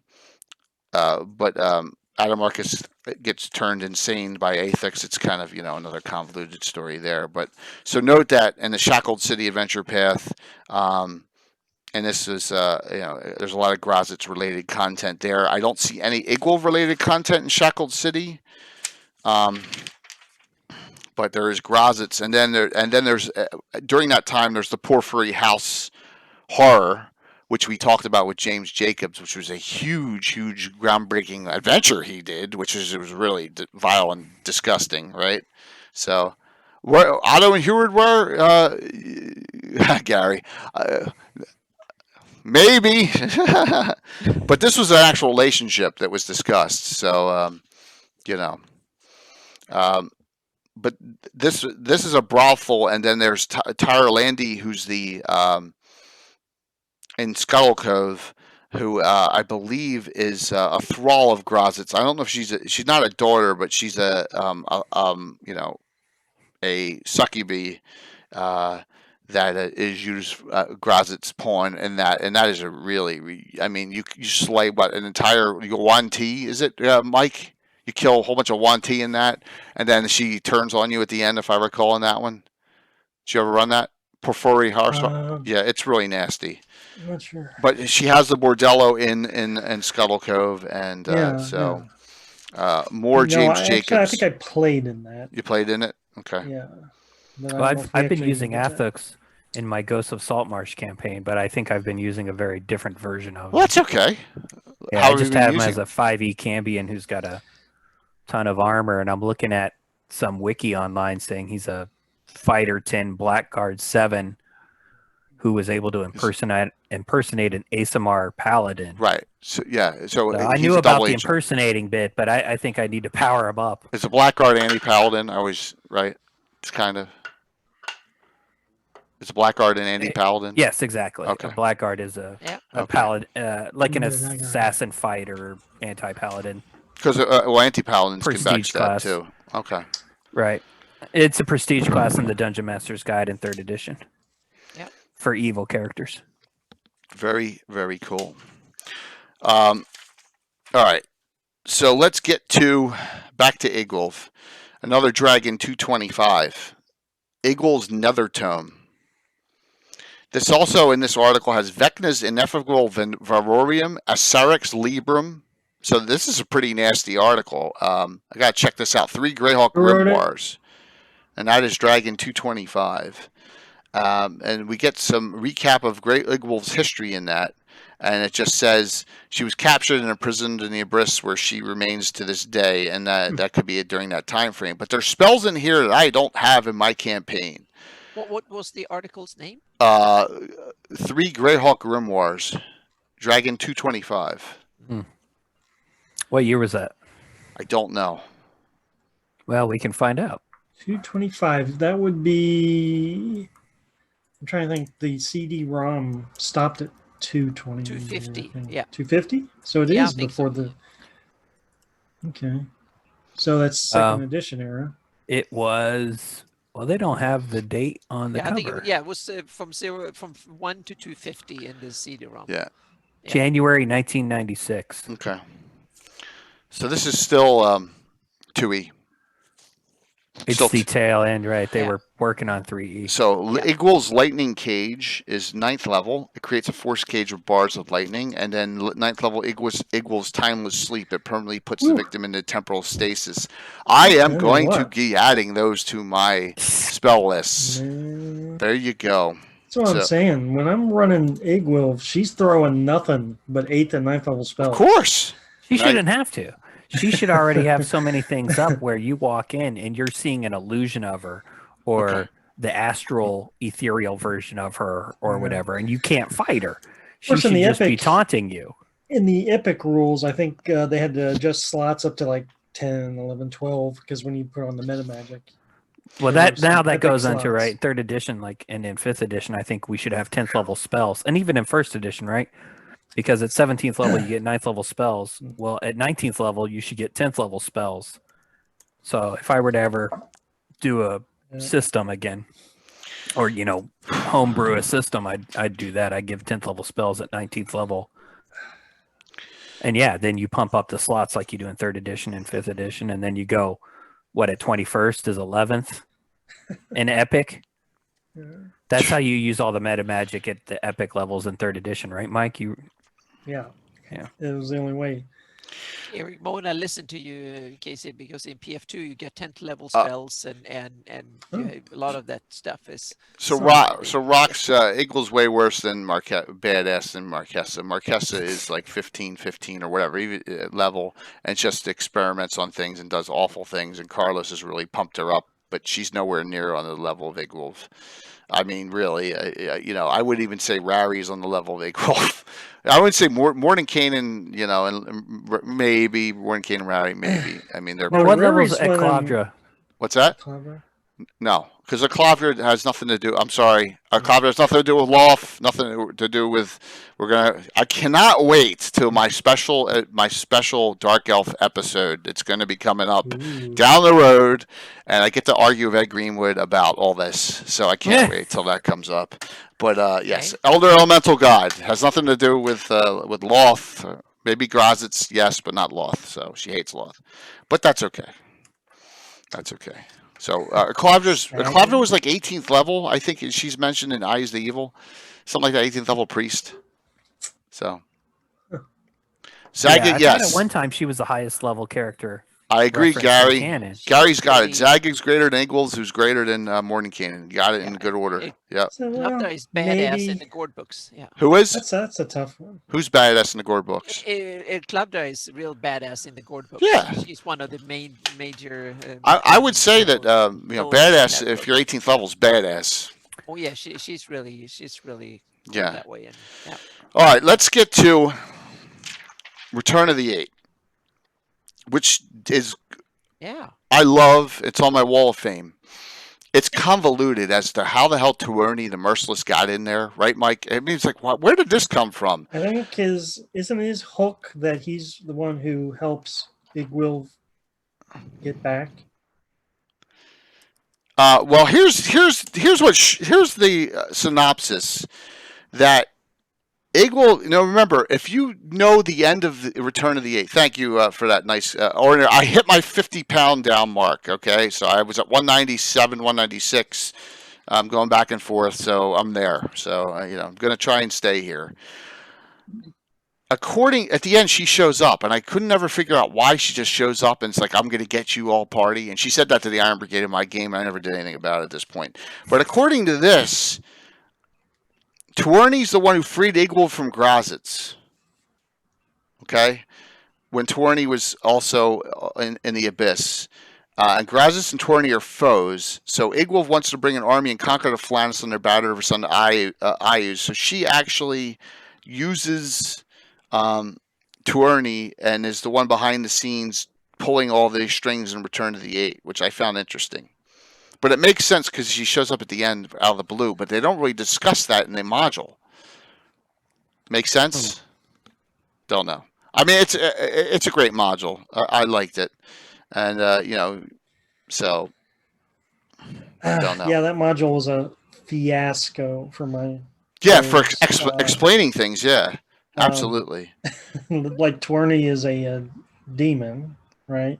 Right, but he's And Tourney the Merciless. Yeah. Right, Tourney the Merciless. Yeah. And they're immune to lightning. And that's the only thing I recall of this entire battle is one of my players, who I think is a druid, decided to sacrifice his character by calling some lightning down upon him and Tourney. Okay. I'm thinking, well, Tourney's unaffected and you're dead. Well, that happens. Just bad. Sometimes, Yeah. so you gotta have a druid with protection from lightning on, so the druid doesn't take any damage too. But I never understood why Tourney was the main focus in this adventure because didn't Roger Moore write this? Return to the Eight is Roger Moore? I think it's Roger Moore. Right. I think it was Roger Moore. I'm picturing it in my head. It's Roger Moore. If someone wants to say I'm wrong, please do.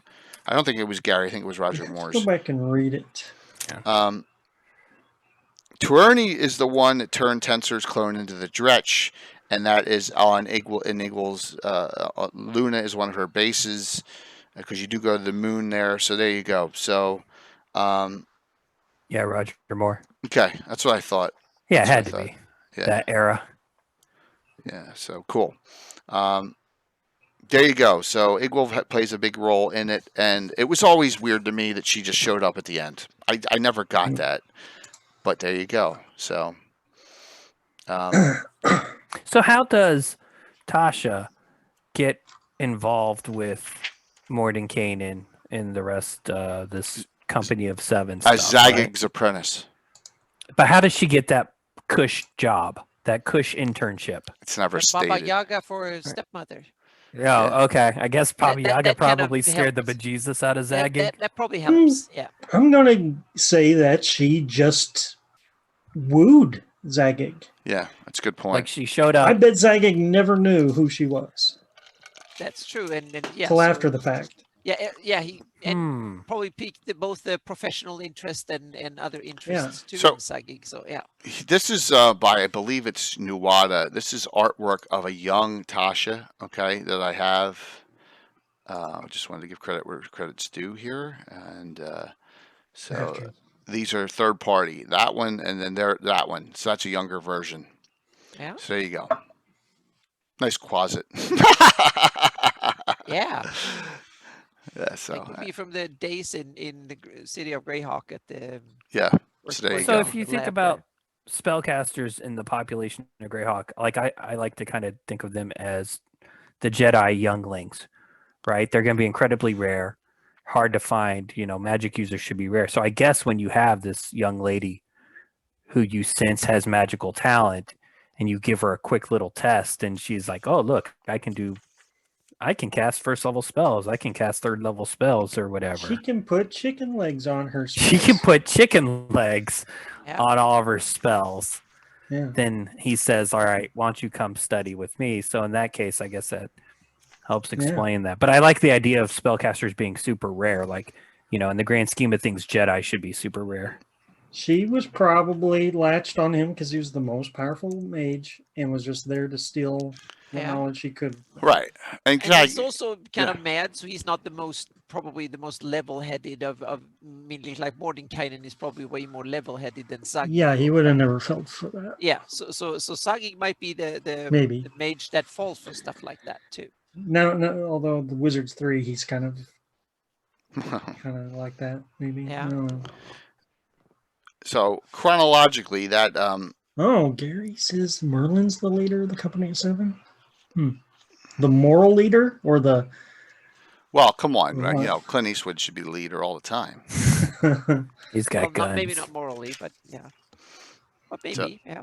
All right, so after that, you come to a really, really cool, and I ran this one in my campaign as well, and that is, and I'll show you the cover of this picture of, it's called Fiend's Embrace. It's from Dungeon 121, right? Classic. So you have this, and of course, Yeah. it says Rediscover Forgotten Realms That's on the it. best artwork, I think. That is Yeah, wonderful artwork. Wayne Reynolds. Yeah, Yes. I love Graz'zt is awesome on that one. I think I still have that issue somewhere in my I do closet. too. Yeah. I need to get Wayne I Reynolds saw to show. the original at Gen Con at Wayne Reynolds' booth on Artist Row. Out of my price range. I can't remember what it was, but it was a lot. Well, I'd love to have that. And that's all because this issue has a magic item, right? The cloak. Well, the cloak is in Altamira. Okay. Ooh. Why is the cloak? NPC in the Night Stalkers. And you actually adventured with him during the end of the fundraiser last year. And that is one of the 3 most hated characters in the campaign. Gilthanas Markham has it. If you remember, Gilthanas took off. He got feared and ran off. Isn't that the Dragonlance kid you've ported Yes! He's not. It's Jay will Mark's bring over the character Dragonlance Swain and Laurana is the Lorana. son. There's the But daughter will and the not son. The allow daughter's in a halfling knighthood wizards. and is a fighter clerk mage and she's neutral good. And Gilthanas is a duelist and he's chaotic stupid. So there you go. Tim, was that your fault? Did you plane shift these It wasn't Tim. It was Dragonlance characters over? No, we ran DL1 through DL3 and I couldn't take it anymore. And I But just said you enough. ran those in Dragonlance or you ran those in Greyhawk? It was one of those port things, and I was like, "Let's try this out." This is like in the '80s, man, when this stuff came out. Oh, cool! And then I was like, "What the frick's a Gully Dwarf?" And it got worse and worse and worse. And when we were throwing snowballs. So you've had Gully Dwarfs in Greyhawk? No. Oh, We okay. we You're did not that much. DL1 Not that through much. maybe DL3, and I couldn't take it Okay. anymore. I said, Yeah. "Enough. We're going back." And Yeah. so they actually show up on my timeline too. But Swain fell in love with Laurana and he pulled her out of that world, and Laurana got turned to green slime. She's so there you go. So be it. Mhm. Life goes on. It used to be a Mark player character that I took over. So, but yes, so still waiting Brother Grigori return. See, look, even DM remembers Brother Grigori, another ex-PC. Yes, Brother Grigori will be back. So, Fiend's Embrace, that was a cool adventure. Great artwork. Yeah. And I'm definitely. trying to get through these. You got another dungeon magazine. It's called Enemies of My Enemy. This is Wolfgang Bauer's part 11 of 12 of Savage Tide. Mhm. Okay. And this has a bunch. You go on the River Styx, and on a cliff is Iggwilv's Manor overlooking the River Styx. And this is for level 19 characters, and it should make them 20th when it's over. So guess what? I believe we never got that far. I believe running that, but that's kind of like a segue in the adventure where you consult with her because you're going after Demogorgon. okay, because she's actually giving you advice and assistance. Yeah, you're not there to fight. Right. Yeah. And she has a cloak of the Witch Queen, a robe of the Abyss, all sorts of crazy stuff as items in that. But Nice. yeah, the chessboard, the picture of her on the chessboard, the cover, that's the same art. That's the chessboard's made of bone and obsidian. That's the same. Oh my gosh! And there's also a spell called Lover's Call. It's level 9. It summons an aspect of Graz'zt for 1 hour. Oh my god! That's right in this. Wow. Okay. More than I needed to know. Yeah, no, yeah. Yeah. Brother Grigori, Tom. Yes, Brother Grigori will be back. I Booty trust call, me I on thought that so. one. So, still not much on there's very little data on Drelnza and where she comes from. There's a lot of That might be all we need to know. Yeah, exactly. Yeah. There's a lot of subjecting on IU's, but and it sounds like in a lot of this that IU's doesn't have his act together, which explains a lot. But then again, in the Greyhawk Wars, it seems like he does, right? And IU's the evil. It No, seems no, like he he's got just his had act some together. really good. The No, he had some Boneheart good is evil really humans. badass. Yeah, Boneheart is badass. Yeah, Yeah. it's definitely the powers behind the throne here. Right. like Okay. IU's was, attracting a certain segment of the population that is psychotic and, wants to murder and do whatever the hell they want. And those people adventured and gained a lot of levels by surviving. I mean, Kranzer was known to go into the Rift Canyon and adventure specifically to get experience points so that he would get more power. So you have to assume all the other Bonehearts were doing similar things because Jumper didn't want Null being more powerful than him, right? And Halthea and Halga and Patch and Ormuz and all of those. And then you got Keek and Obmi and the rest of the Bone Shadow. He had 18 of the most powerful mortals on that part of the planet, working for him.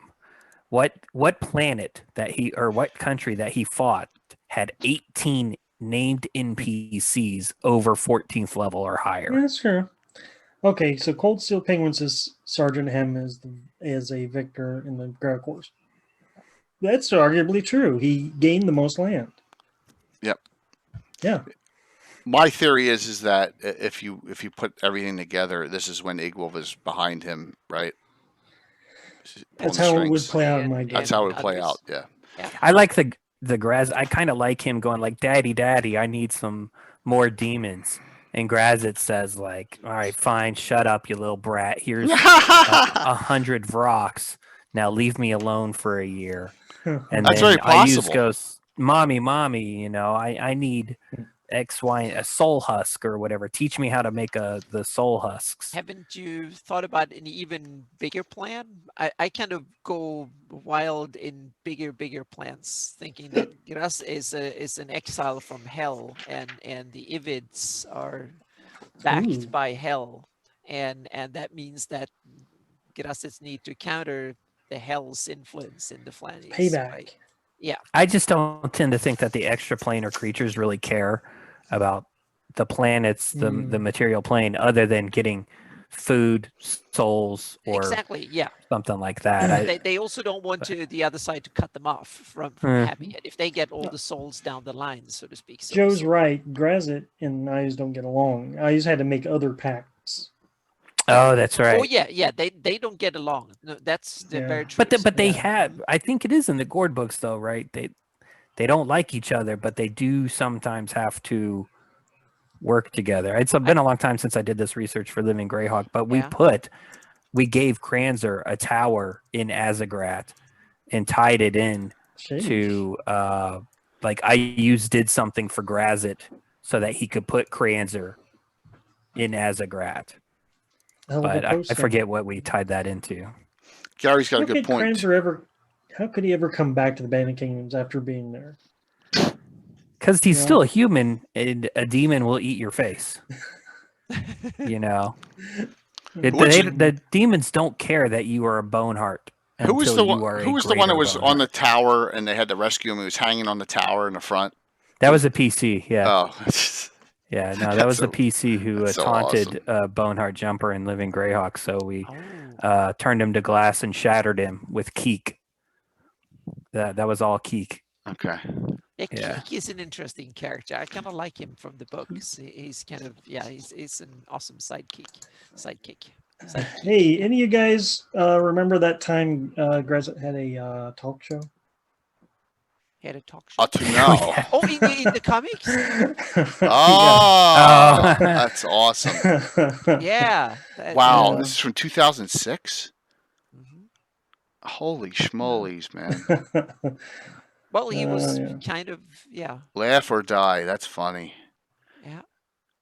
Hey, Charisma good looks only go so far. That is awesome, Mike. Yeah. Sidekick. Yeah. Yeah. It's yeah. It's the Gary Gygax's naming conventions are kind of awesome. He has Keek, the sidekick, is named Keek. And the barbarian shirt, that doesn't have a shirt. His name is Shirt. and then the druid Greenleaf. It's really and stuff. So it's kind of funny. Those names are silly but kind of funny anyway. So yeah. all right. So let me get through. Awesome isn't the right word. No, it's not the right word. It's kind of yeah, but come on, Rule we've 41, all. yeah. I mean, come on. Look If at it was a names of children's story, perfect. Mhm. That would be what I would expect out of The Hobbit, let's say. Yeah, But yeah. not The Lord of bold the druid Rings. was named Curly. Yeah, Curly Greenleaf. That's another. Yeah. We've all done that. We've all had silly and stupid names. I'm not going to call out your players, Jay, for some of their names. Yeah. Well, Tom, I'm not calling you out. That's good. One other thing, in Expeditions to the Ruins of Greyhawk, Ayuz gets trapped in the God Trap a second time, which is very fun, because the whole point is Vane's there and scheming and creates a simulacrum of Iggwilv, but the simulacrum wants sentience and then attempts to get it and can if you mess it up. And then you got to go, and find the parts to rebuild the God Trap and break it, and all sorts of fun things happen there. It ties up a lot, and it being the last published adventure before Paizo lost, now that we know that from Eric, it really explains a lot of what was going on in their heads there. So, but it doesn't have, it's still not an original. Iggwilv in there. It says that at one point, though, if that fake Iggwilv gains more power, then the original Iggwilv may come to destroy her. But you do get a lawful good version of Tasha out of it, so there you go, which is kind of neat. So let me tell you about Iggwilv resurrections. So, like I explained before, Iggwilv was major villain in my epic campaigns, and at one point they finally did kill her. But then they found out somehow that she could be resurrected because she had laced bits of her hair in all 6 copies of the Demonomicon. Oh, wow. 50. That is which 50. is canon, not the hair part, but the Demonomicons. So then they had to go on a quest for all 6 books. I didn't even have to tell them to do that. They just said, Mike, we want to find all 6 copies of the book. I'm thinking, oh no, why'd I say that? But they were so afraid of Iggwilv coming back, and by then the campaign ended. So she never went back. And what levels were these characters? Yeah. Like 30th. Okay. This was your high level silly campaign. Right. Yeah. And I think the Demonomicon is in here as an artifact. Yeah. In the new Tasha's book, right? Right. 5e hasn't done a ton of artifacts, if I remember correctly. So they have a whole bunch in this book. So I need to go potty with Minnie. No problem. So there are. Let me see if I got this right. There are a lot of 4th and 5th edition references that I did not know about when I came about this. First off, this Dungeon Magazine, the colored Iggwilv's Legacy Lost Caverns is Shokanth, the reprint of it. They talk more about who Shokanth was. And Shokanth was actually a half-breed Cambion child of Fraz Herb Lu, who was a wizard. So there you go. And she enslaved him, and then found him weak and useless, and then went to Graz'zt, which is just, I never knew that. So that's pretty interesting. Wait, where was that from? That's from the colored Shokanth one that they redid. They redid it, and let me see if I have that picture of Drelnza, which is. But the text is from the original. This is from the redo that one, which is in Dungeon 151. Iggwilv's Legacy, Lost Caverns of Shokanth. Dungeon 151. What edition was that? I'm going to say it's third. Let's find out. Yeah. When did Iggwilv curse the Crook of Rao? I believe in Isle of the Ape. Isn't that correct? She attempts to do that in Isle of the Ape, and that's when you have to get it back. Is that correct? Anyone, Gary? Am I correct on that, or am I wrong? So there you go. Frazar Blue was the first demon that Zagig and Tasha captured. Thank you for that update too, Gary, on that. Yeah. Yeah. So. Huh, it looks like 2008 for the Dungeon 151 at some point. So that's third edition. Yeah, that's third. Them capturing Fraz Okay. is what inspired her then to steal that book, run off Right. to Perenland and do her own stuff. Yeah. Let's be honest here. Fraz is not a sexy demon. No. Well, maybe it's for some people. She clearly, had some ideas in mind. If she was, I like your theory, Mike, about Baba Yaga put her on No Earth, and then Iggwilv reached a point where she was like, okay, now I'm going to have a child to take over. Kind of like in the old, what was that Camelot movie, the King Arthur movie, where his sister, has the child to become her warlord. Yeah. The classic. What is it? Excalibur. Excalibur. Yeah. Right. So something. But I'm just thinking like hags, like Baba Yaga herself does not physically have children. A lot of hags in stories don't have children. They steal children. Mm-hmm. So what's Iggwilv doing? She's not kidnapping children. She's conceiving them with demons. She just totally went off into a whole different direction from probably what she was taught. And that brings us to one of the last Dragon magazines, number 414. And this is called... No, go ahead. What was I saying? It's called the Iggwilv Graz'zt Affair. And that's a picture from it. So this sums up a lot of Iggwilv's history. And it talks about how they trap each other, and then they go back and forth to a love-hate relationship. It's just all, it's basically a synopsis of the entire drama, you want to say. So Graz'zt used Iggwilv a lot early on to seduce other demons to find out their secrets.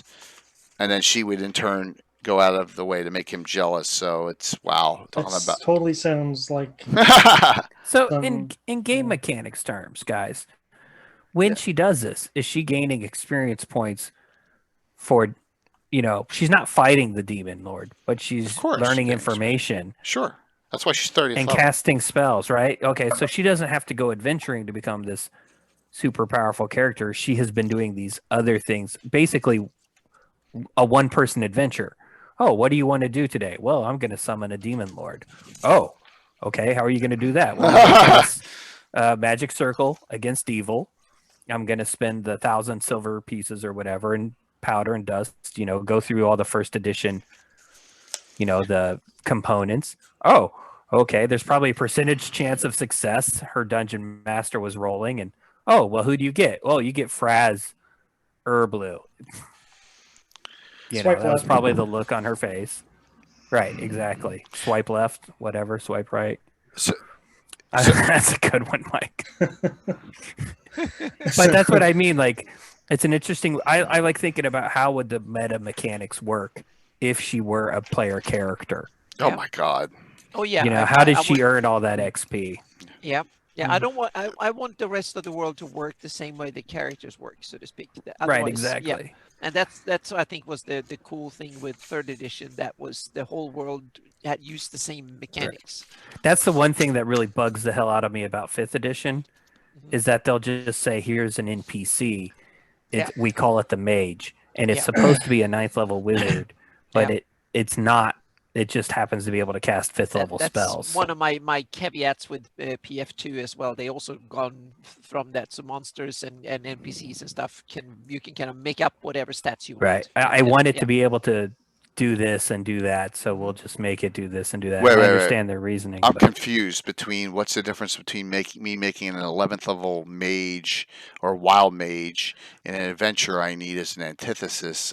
No, but the thing is, in third edition, you can make up NPCs using the same rules that the characters. You could and then you can even level them up afterwards. You can add level barbarian levels or whatever you want to it. Meaning they follow the same rules and mechanics and stuff. But in earlier edition, they would just stat it out. There was no kind of they could do things that the player characters couldn't do, and they had features and stuff that the player characters didn't have. In fourth and fifth edition, in particular, right? Yeah, they're starting to bring that back in, and PF2 also brings that in to some degree. I'm saying, Jay, when they stat up Mordenkainen, they actually build in fifth edition. They do build him, I think, like a PC, but he's the only one. All the others, they would say, like Obmi. If you look in Tales from the Yawning Portal, Obmi has a build that tries to replicate what we all think Obmi would be like, but he is not the same as what a player character Obmi would be. They go look in a fifth edition monster manual, and they have a thing called a scout. It can shoot 2 arrows around, but is it a fighter? Is it a ranger? It's just a scout. It's just a scout. Yeah, it's its own creature. Right, Yeah. it's a monster. It's not a thing with class level. So what we're trying to say is the editions, the current editions, fifth edition, has NPCs that you cannot replicate through building a PC. No. They don't follow the PC rules. No. Yep. I don't think it's fair, personally, but Well, I often will. I'm But confused. it is you easy. and me, we are 3.5 Yeah, generation. I'm so- confused yeah. because any like character that I've ever But you're old school. Right. That's old school. You do Right. that. You just invent a monster and he does whatever you want it to do. Period. So to The speak. Like high level Jay, monsters if- have the lair actions too, Yeah. Right. which is totally different. I like the layer actions personally, but if you were to run Tim through a 20-year one-on-one game, he could eventually have a 30th level Iggwilv like character in your campaign, right? You know, if he played a Well, wizard.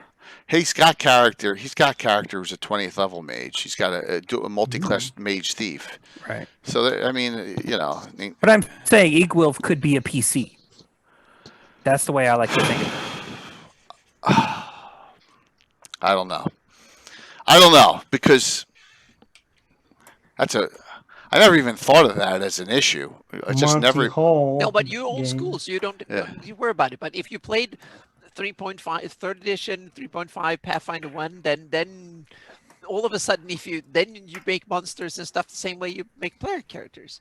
And then when you go back to old school way of doing it, like 5th edition and then PF2 to some degree too, then that changed again. So then you kind of go backwards a bit. So yeah. Okay, this is whatever edition preference you have. That's, yeah. I that's all just there yeah. is. Yeah. I mean, if I don't. I think we got derailed. My point Yeah, was that Yeah. Iggwilv could be a PC. How did she get all this power? Exactly. Yep. Why even ask that question is what I'm saying. It's because Casey and me, we are kind There's of no screwed point. up in It's edition. part I of want the the world story. to make Well, sense. I want a it's holodeck Greyhawk. It's part of the story.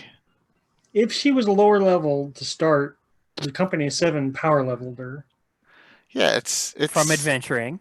Yeah. Okay.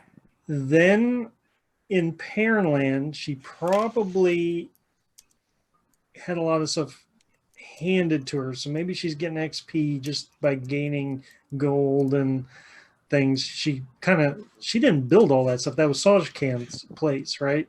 So she just dungeon crawled her way to that. Where did that come from? Soloed Who it. built that place? You guys are asking. I'm sorry. I'm. This is completely Sorry, foreign to yeah. me.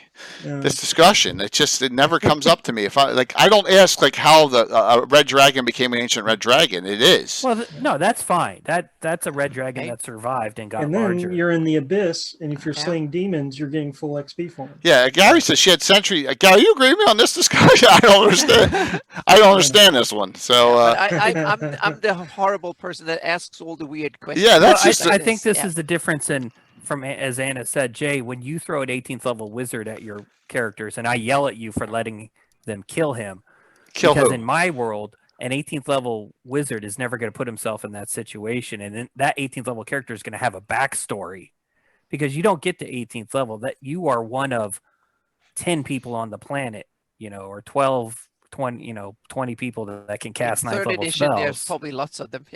Yeah, well, if you do the population math in the I Dungeon agree with you. Master's There shouldn't be Guide, that many. Yeah. right? Exactly. Yeah. If you're So, one but of the for Jay, you're Netherlands- like, well, I just want to throw an 18th level wizard at my guys, so here's one.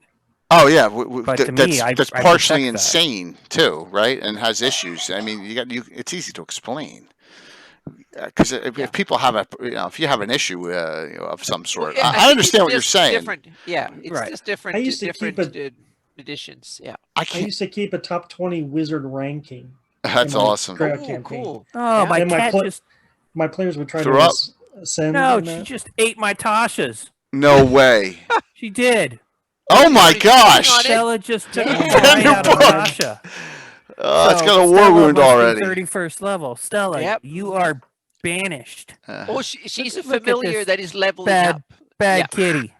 Yep, you have a familiar. Sorry That's to one interrupt, competition. but- No, but that was fun. Your familiar is get chewing out of up your there. books. Yeah, she's I taking an attack of All right. opportunity at me as I It's like put good her luck or away. bad luck. Yeah. Or put her in her little. The book I'm is sorry, about I'm up going to and down. derail the show. no problem. I always Look at her to end this off the rails discussion. I always thought that the story can explain almost anything. Yeah. That's just my thought on it. Mike, you agree with me on that? Yeah. Yeah. I mean, do you look at all those old individuals you created and go, how did they get from first level to where they are and all? No. You may have some background story on them, but they're there. But that's why I love Iggwilv so much, is because you probably can. Can Now we have explain. so much information. We can charter from first level Exactly. to present. And Gary says she's been doing this for 100 years, hundreds of Yeah. years, right? She's probably, what is she age-wise? 250?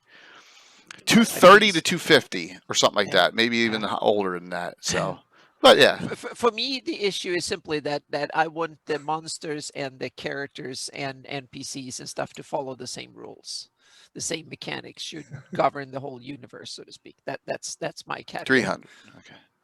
Oh, cool. Yeah, almost. So I don't want to. I have a one-word rhetorical. I mean, you're right. I think of this old school. And my question is Yeah. why. It's just because that's my hang-up. Okay, That's it. okay. Yeah, that's it. Yeah. Just because I want the player characters to have the same options as the monsters in the NPCs. For good or and bad. stuff. Yeah. Okay, I Absolutely. think the mystery is more cold. I agree on that, but that's all right. That's an interesting topic. I know that it's just a hang-up. That's what was my intention all along with the discussion. Say it's just my hang-up. Right. Yeah. And Cold Steel Penguin's got a good point, It is nice to have an unpredictable thing that you can throw at them and they can't Oh, go yeah. like, oh, well, why can they do that and I can't? Well, then my option would be that you can train and figure it out, and then you can do it too. Unless there is some sort of biology or something Right. that kind of Yeah, Waldorf has proved you can get enough XP to. Yeah. Well, and then that ties into the Yeah. theory of monsters teaching. This happens in literature, right? Monsters teach humans magic. Yep. yeah, And sure. Raymond E. Feist Midkemia series. Yep. The dragon taught Macros the Black dragon magic, right? I really like that idea that these things are distinct. It's not just that Macros could figure it out. But anyway, that's a whole nother. Oh yeah, I'm sorry. I you're good. derailed it too. So yeah. All right, so one last thing. Dungeon Magazine 212, one of the last ones. John okay. Russo Mango, who did that other relationship 212? one, has an adventure called Court of the Dark Prince, Dungeon 212. Okay. And you ready for this? In this high-level adventure, the heroes break into Graz'zt's palace to try to free an angel trapped in the Whispering Library. Oh. What was the adventure title? Court of the Dark Prince. Are you ready for the level recommendations? 29th to 30th. Yeah. Oh. I looked at it, I was like, this has got to be 4th edition. And I think it was during 4th edition. So, yeah. So that was their Thank you. Paragon tier or whatever. Did anyone play. Oh Fourth yeah, they have edition. the yeah. They have those tiers. I was like,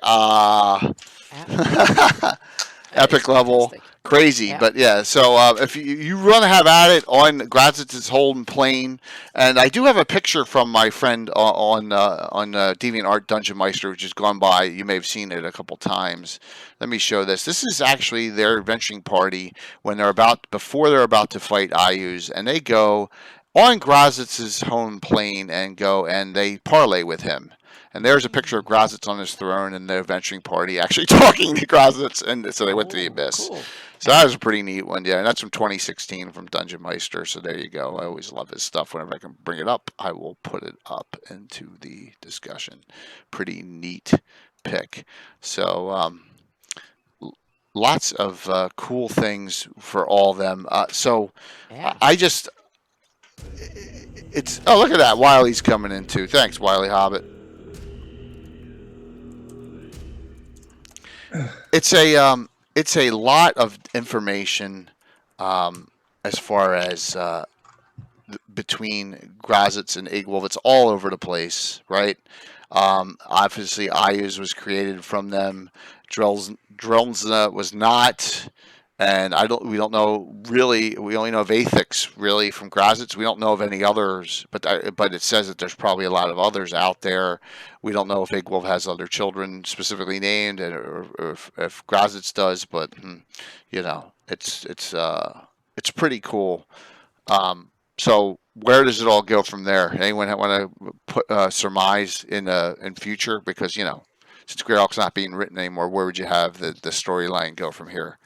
Anyone want to take that one up? Well, I can tell you the Living Greyhawk unofficial ending Go ahead. was that Ayus became a more powerful god, according to Britt, but Britt never got the table trackers back. And so he refused to make it Living Greyhawk official. I think he talked about that on the show when he joined us. So oddly enough, some of the powers on the planet wanted this to happen because as soon as you are more powerful than a demigod, you can no longer reside on Earth. You got to go to the outer planes. We know that from various editions of the game, Sucker. right? So, Yeah. right. St. Cuthbert, he was living on Earth as a demigod, right? And so was Kellen and Ayus. I could be wrong about St. Cuthbert. But anyway, so I think part of the theory was that some of the gods actually were encouraging Ayus to gain more power so that as soon as he became a lesser god or whatever, he had to go to the abyss.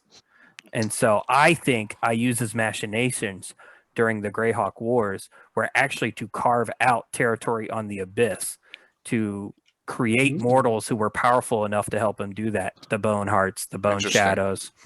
And I actually have in Living Greyhawk backstory that Kranzer ran around the abyss creating portals, that like hidden portals, so that Ayus could have his army go in, take over various layers of the abyss in one fell swoop.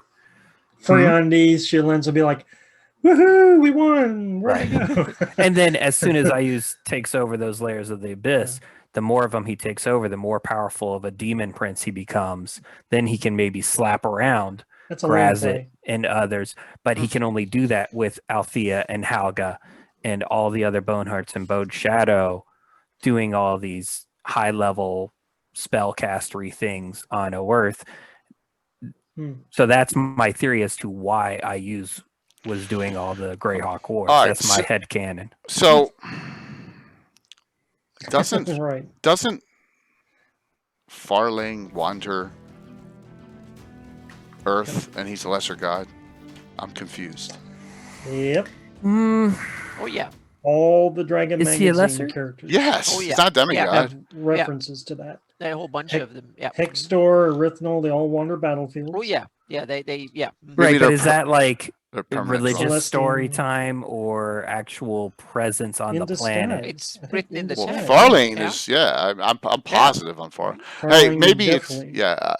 don't know that I think his But one then thing later is listed editions as codified prime. that, right? Yeah. That you had to be a demigod to live on I the think it's one of these Yeah. weird things that for some you have- reason St. Cuthbert is allowed to come to Earth. That's true. Cold. Yep, absolutely. As a lesser god, so he's visiting. All right. I thought Farling was only Earth, but I could be wrong. Maybe he goes to the happy hunting and then, grounds right, too. Then we get into the Yeah. plurality of being theory, where gods exist on multiple planets, but they have different names Yeah. and they are different aspects of Very themselves. true. Very, very true. So there's some different options there. But it's an interesting theory, Casey. I appreciate you sharing it with us on there. So, yes, Farlane's home plane is the prime material, and he is a lesser god. Yep. Yep. So, but that's maybe the rules are different based on. Hey, Wilson, thank you for the follow. Really appreciate it. Third So edition says material plane. for who? For Farlangen?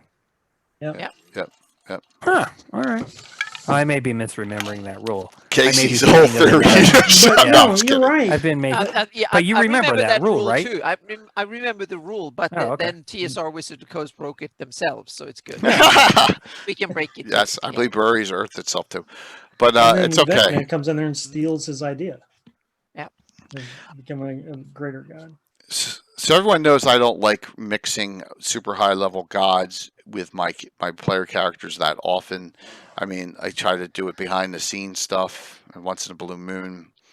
But I don't have any plans in the near future to solve the Iggwilv issue or the Ayu's issue or the Graz'zt. You know, not at any point. I don't think. I have this big shield lance thing going on, and there'll be some bone hearts maybe showing up, but I don't think there's going to be anything beyond that. So I got all my Iggwilv Out of your stuff out of my system a long Yeah. time ago. yeah, I'm getting it into my system, so I'm kind of I Yeah. haven't used it too much before, but now I'm doing it, and I have a similar idea That's that cool. Casey, but the outcome is kind of different because I have it that Graz'zt wants Ayus out of the abyss. He doesn't want his squabbly kids going in there and screwing his power politics and where it really belongs, so to speak. So he wants Ayus to be bogged down in some remote corner of some world that he barely cares for, so to speak. That suits his purpose perfectly. And he also wants Iggwilv to stay there and be bogged down and not come back, because then he will want to cut her head off, so to speak, if he hasn't already done so. So Graz'zt will give token support to Ayus to not get wiped out, but he doesn't want to him to be powerful enough. He can stay there and exist, and he will keep an eye on him, so to speak. And also he wants them there to thwart the hell presence in the Flat East, to make sure that there is enough demon presence. And also you have to realize that Graz'zt, in from my point of view, my campaign, he's also an interloper in the politics of the abyss. So he's the intruder there, Right. and that means that he's in trouble that way too. So he can't upset the other ones, but he's also an interesting demon, which means that he has made alliances with Kostichi and some of the other one powerful.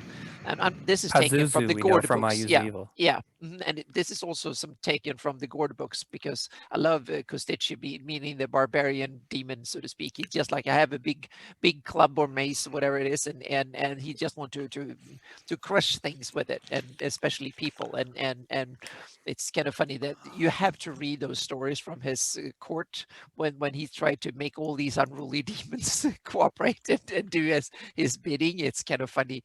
That's some of the best writing in the books.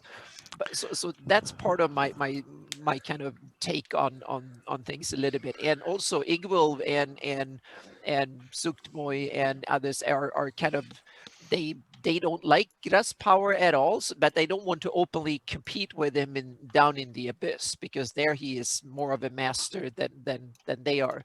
But on the other hand, they kind of ally themselves with Ayus, and he's a good little toy to play with, and he kind of brings a lot of fresh souls and stuff to and other resources.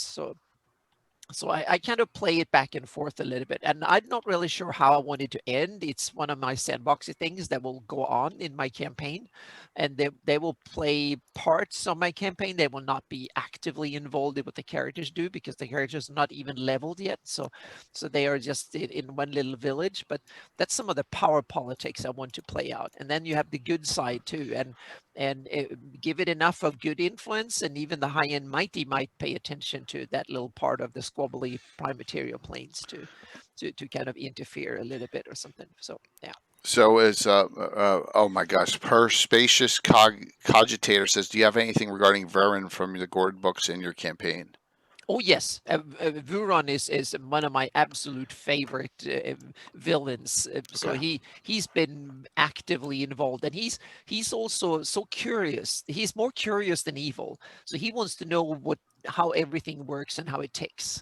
So he puts his nose everywhere just to figure out how things work and so on and so forth. So he comes just to study things like humans go out and study birds or whatever and so on and so forth. And he wants to understand things and he comes and that means that sometimes he just gets involved just because he happens to be there and also he has Zestra and others to kind of do his bidding and kind of go there and check things out too. So and Ayus hates him because he's kind of one of these characters that are both more powerful than he is, and also he's out there squabbling around and trying to figure out all the dark secrets and stuff. So and he has no emotional ties one way or the other really. So so I used him quite a bit, and he has two shapes. One is a white albino Graz'zt, a white Graz'zt, the other one is a skeletal figure with a white hood and stuff, or a black hood, and a skeletal version. So we both have a fleshy albino version and also a dark skeletal undead version of himself.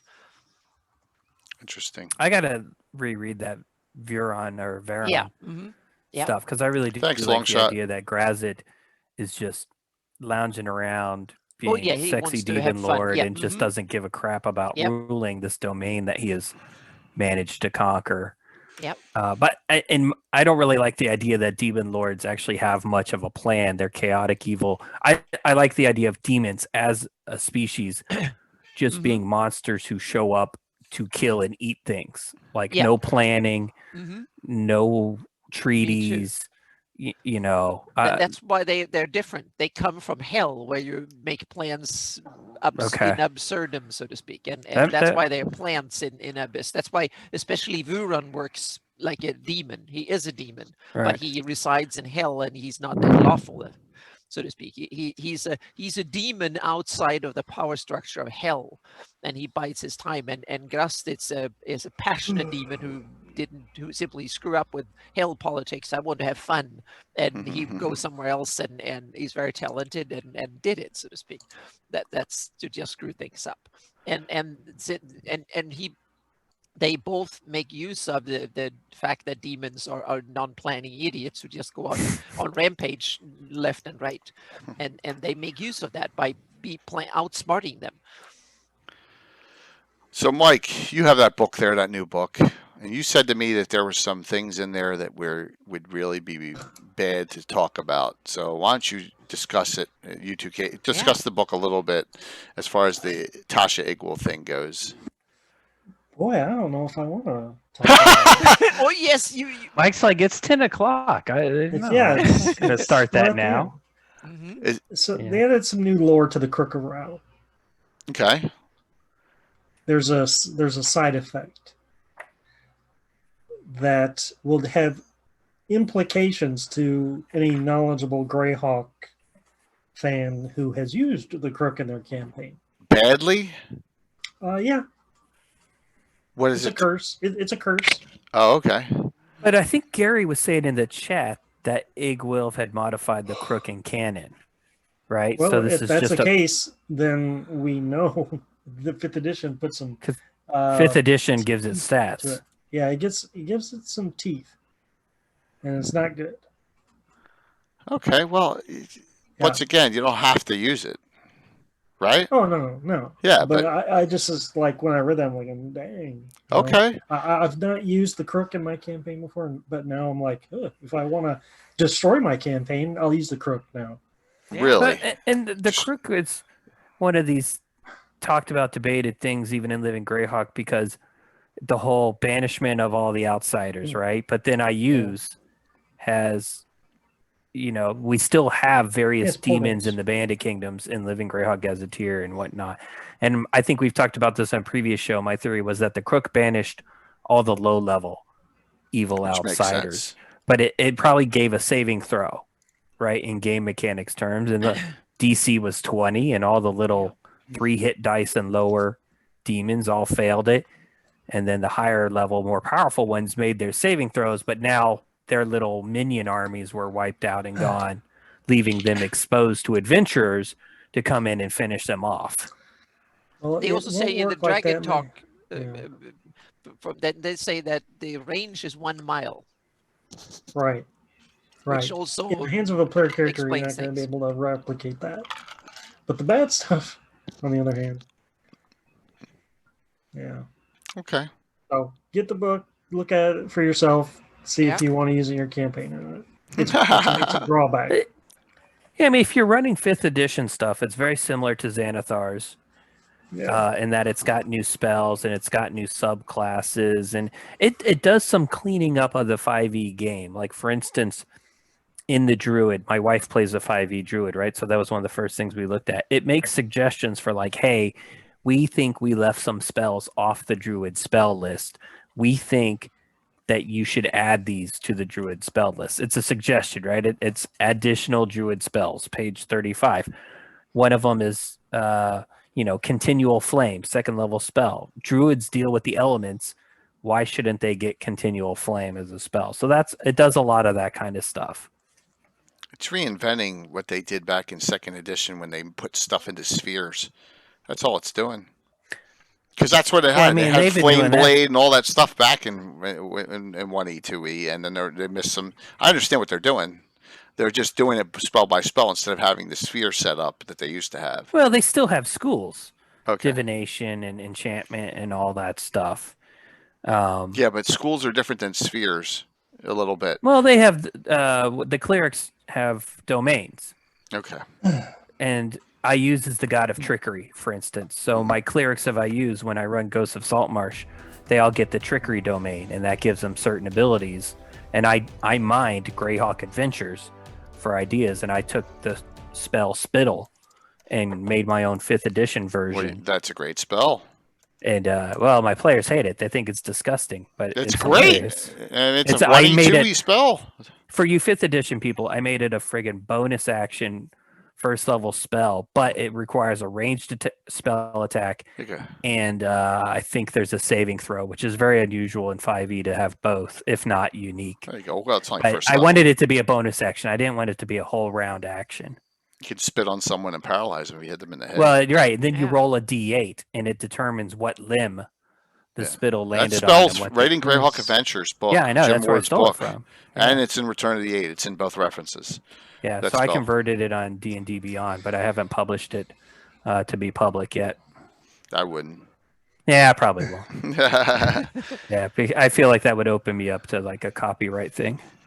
of that, I'll talk about it shortly in a second here.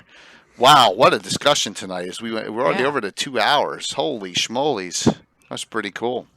Hopefully, we got a lot of information for you out there. Tried to get through as much of this. Once again, thank you, Sean, Power Score RPG, for letting me utilize your information, which really helped me. But I know there's spells I need to add. I want to get those Tasha spells and put them in. Those 9th level spells, got to have them. So thanks, Gary. It was we got through it, definitely. Yeah. So why don't we talk about what's going on? Mike, what's going on with you? Well, I got a wild hair yesterday. I'd been working from home, which meant I didn't really have a whole lot of work to do. And I started working on a map of the Sea Princes Oh, nice. Oh, that once I finish it, it's not quite done. But once Okay. I'm finished, I'm going to put it up on the blog. Nice. It's a map of my Sea Princes based off of the last article I did in North Journal. What was that, 32? Right. And I think I'm going to have also alternate maps showing some political, Keep the Scarlet Brother. divisions and stuff. Keep the damn Scarlet Brotherhood out, It's right? definitely pre-wars Scarlet Brotherhood. though. Beautiful. You'll like it. It's Awesome. What was that bay we were talking about a name for on Discord? Yeah, Bay of Java or Bay, yeah. Java Tui Bay. Bay. So yeah, it's Jay, on there. I was sitting there trying to figure out the distance from Saltmarsh and Seaton to Graz'zt, and Gary wasn't online, so I was just trying to map it out. And it occurred to me, I'm looking at all these maps of that area. What is that bay called? Gary, do you know, out in the audience? And so we started tossing ideas around Bay of about Joven? Well, it's not an Joven. official name, right? And Oh. it's not on your map. It No, doesn't have there's a name. no name of the main bay. Right. So there's they a have- river delta, the Javan. Yeah. Mm-hmm. So I think Yeah. Mike and others suggested the Yeah, Bay of that's what I've Javan or used. Javan Just Bay. seeing Javan And then Bay, yeah. south of that should be Monmerg Strait, in my opinion. Monmerg Strait. I think that has a good ring to it. But Yeah. Mm-hmm. Anyway, so sorry, I just wanted to piggyback on Mike's Scarlet Yeah. Brotherhood comments or Sea Princess comments. Yeah. So getting back to the Scarlet Brotherhood, they stay on the east side of the map. They don't belong on the west side of the map. That's the deal there, Canadian. I am not a fan of Scarlet Brotherhood in my world because they are not. Hey, whatever they're doing on the other side, I don't care. But they're just not doing anything in my side of the map. So there you go. That's it.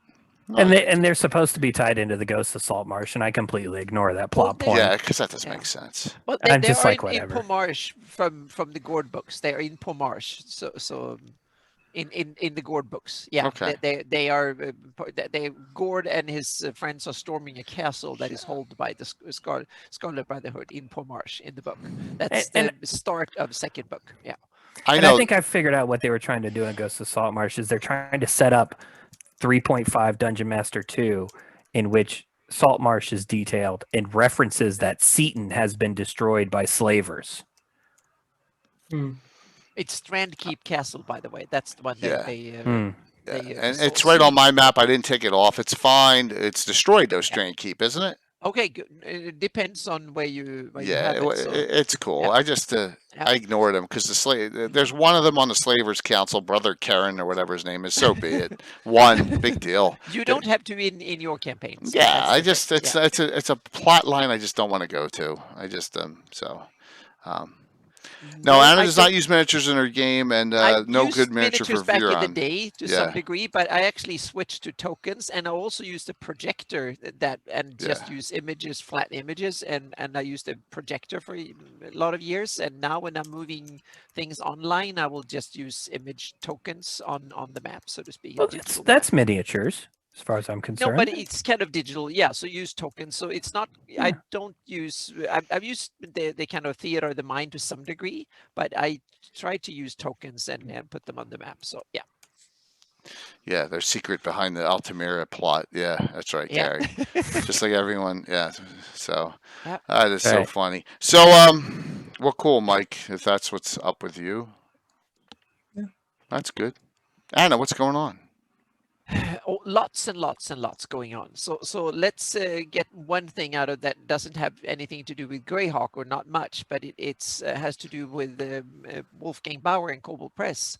They just launched the new Southland Kickstarter a few days ago, and I'm lead cartographer on the new Southland project. So that's one of the things that I've been doing. Oh, Nice. Yeah, so it's Awesome. gone online, so I can post the link if you're interested. yeah, please do. So because it has a lot of my maps in the book, and there will be a poster map and a whole bunch of other stuff in there. So I'll post, and it's gone really, really well. It kind of blew past the first stretch goals in hours, I think. So it seems to do really well. I need to put in my own pledge. I haven't been able to. I've been busy with other things, but that came up. And I also have. There is also another Kickstarter coming in probably next week or something that my maps are in as well. So there will be more stuff, but more about that next week. So that was one thing that you should definitely look into if you're interested in some desert adventuring and stuff. I'll do it with Gary, Mike. So, and then I've, well, I talked about that on Sunday a bit, my rivers and stuff. So I'm not going to go into the technical bit, but my computers have been real busy. My 3D computer that sits in the living room has kind of conked out, doesn't work well anymore. So I kind of skipped it. So I'm actually rendering on the sidelines. So my computer runs 24/7. And so everyone who wonders why I'm on Discord 24/7, that was because I forgot to turn off Discord when my computer been been rendering for several days, and I've been gone for yesterday. I was out in the desert again to visit Linda Kafka's husband Gary, and to get some more of Len's stuff. So this time it was not so much miniatures and stuff. It was more writings and a lot of printouts and old books and articles and maps and stuff. So now we have more of Len's kind of cool things. So I'm going to show a few that I hinted at before we started the show, some of the cool stuff that map wise, so to speak. And there's a lot of articles and stuff too.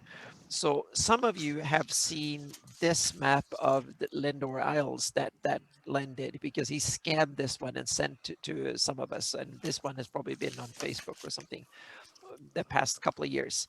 And so that is the map that he did of it. But I found the predecessor of that one.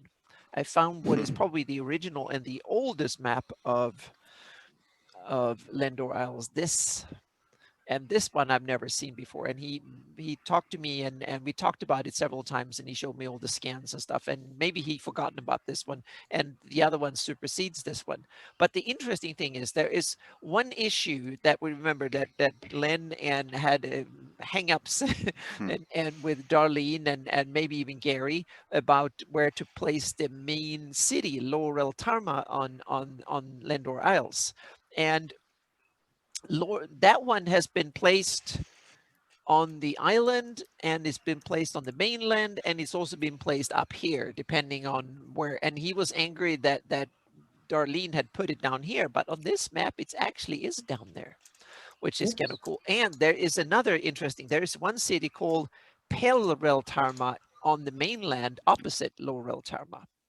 So that's interesting. But so we have to study we have to study the text sources and see if we can deduct more details about it. But it's kind of interesting because the reason I think this one predates the other one is that this one has less detail. There's more stuff on the other one, and the other one has better technology. This is all hand-drawn stuff. So this might be the very first candidate, so to speak. So it's kind of interesting, but it's really cool to have it. And there's also tons and tons of Len's. He actually put I have a whole case full of binders, and in the binders there are each town on the Lindor Isles with a whole bunch of stuff on each town.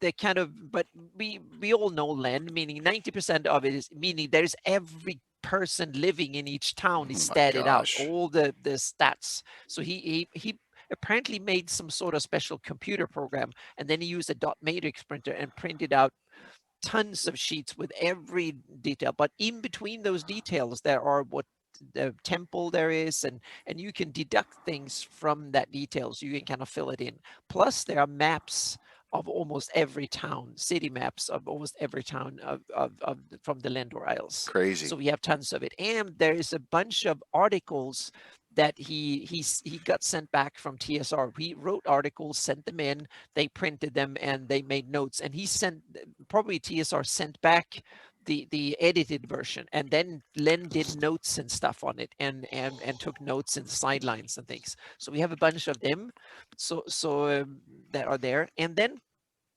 I think most of I guess all of you Greyhawk fanatics, just like me, have seen this one. The scans and images from Gary's from the oldest Greyhawk map and stuff. And I found tons of these, and I was like, okay, there's printouts, but we already have that one in digital. And then lo and behold, in one of these, that was this. Ooh. Yeah. So this is, could be an original. It can be the original, which would be most unique Greyhawk map ever made in one way. But what I think it might also be a very, very early copy that is from the 1970s. But it might very well be the oldest Greyhawk map in existence. Falling apart. Yeah, it's kind of falling taped apart. Together. Yeah, it's taped together, and it's also been damaged. So they've been taping it on both sides over the years, and they also scribbled in some stuff like hobbits and we have there are Ents in southern Baluna in the Dapplewood or Ironwood or whatever. Yeah, so there are Ents there. Yeah, so the dapple would have Ents according to this map. So now Yeah, of they have course. Ents. Yeah, and there are high elves living in southern Veluna, for instance, and the gray elves in Selene, and sylvan elves in the Gamboge, and hobbits are living in the Flinty Hills. And so tiny little, just it's almost impossible to read them, and so there are little scribblings of on here. So We'll have to and take a look. the another kind of interesting little detail is that the missing forest, there was a forest on one of the overview maps of the Flannies. There was a little forest in the Furundi that someone discovered, and then the interesting thing is that forest is actually on this map, but it's so faintly outlined, so I'm not surprised that Darlene missed it, so it didn't end up on the Darlene map, but it is on this map. And so that's kind of, so there's a bunch of interesting little tidbits on this one, but it's otherwise it matches the Darlene map almost exactly. And to go back to Lindor Isles and the Laurel Tarma mystery, Laurel Tarma is actually on the very edge here And that's at why it the was moved. northern end of it, so to speak. And then they moved it down because it was probably too close to the edge of the map or something when they did the final version of the map. And we know that I've heard it several times that Len had a gripe. He didn't like that decision for some reason. So but it's interesting because Laurel Tarma now has been in 3 places. So we have to kind of go back to all the sources and figure out where Len actually wanted it to be.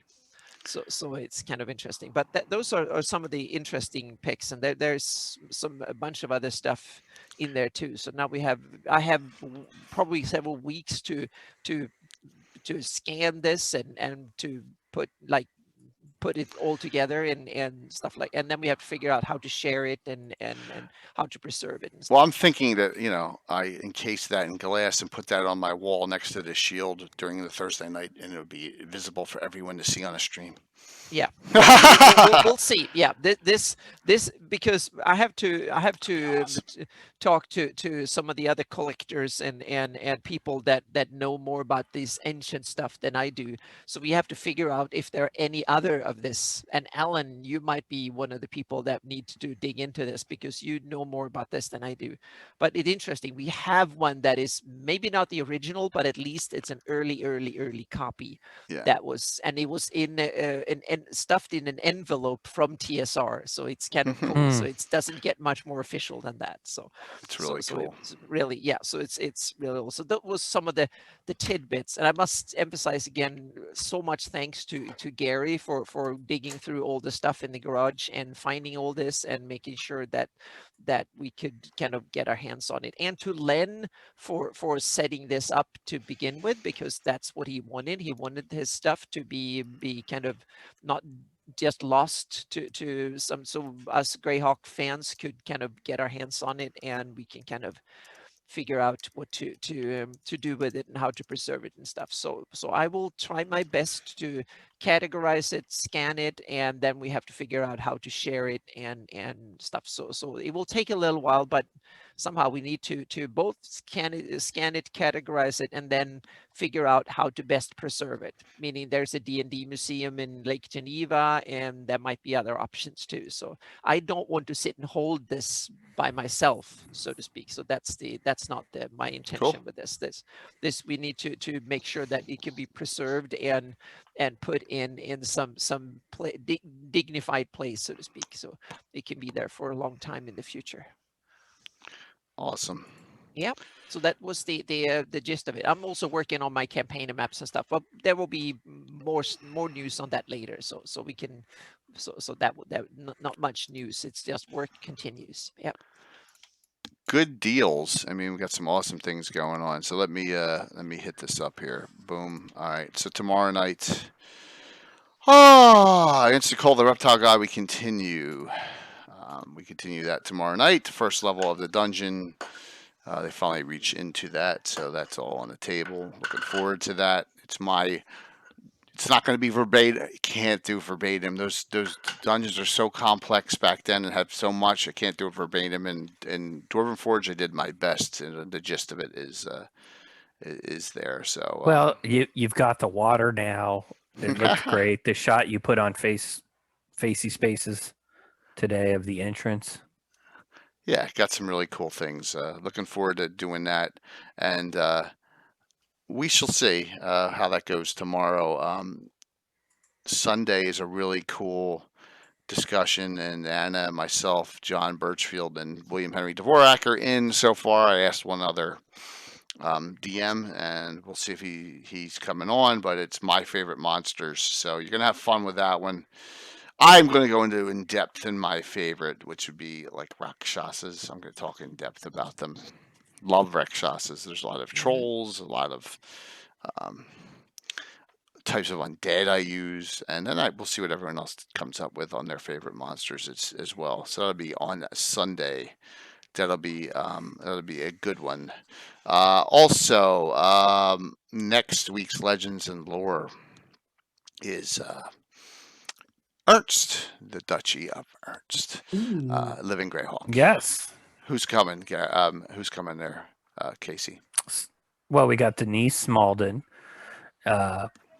who's just a fantastic person from the Living Greyhawk campaign. I mean, I really can't say enough about all this, but these people. But Russ Taylor, who is a member of the Cannon Fire community, and who is a freelancer and was a member of the Triad as well. As awesome. He's a great guy. Yeah, absolutely. And several other members, I believe Mike Hochstad, if I'm pronouncing that correctly. And there's one other. It's escaping my. I'm a bad host right now, but there's so many names. I would like to have a complete list. I know you gave me a partial one. Well, and I reached out to like a whole bunch of Duchy of Ernst was like the first triad where not only had I gotten in touch with like 4 people, but I got like in touch with 8. Nice. Because they all John Dawes, who was on our Zeef show. He's a former member of the Duchy of Ernst triad, and he will be on the show with us as well. Cool.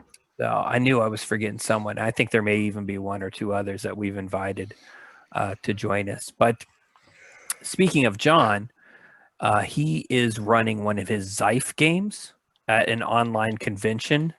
The one I've been talking about on recent shows that my friend is running, ExtraCon 2021. He currently has 3 or 4 open seats on that. He's running Zeif 602 Left 4 Dead. So if anyone is interested in playing a Living Greyhawk Zeif adventure, I know these got rave reviews after virtual Greyhawk Con. So I'm just going to go ahead and give him my own version of a shout out there by linking it. He's not in Icarus, right? That's someone else. That's no. Yes, he is in Icarus. Oh, and He plays in the Sorrow's Tale game too. He's already submitted 2 events for Gary Con for Greyhawk Adventures. Oh, I need to talk to you about that too because I haven't done that yet.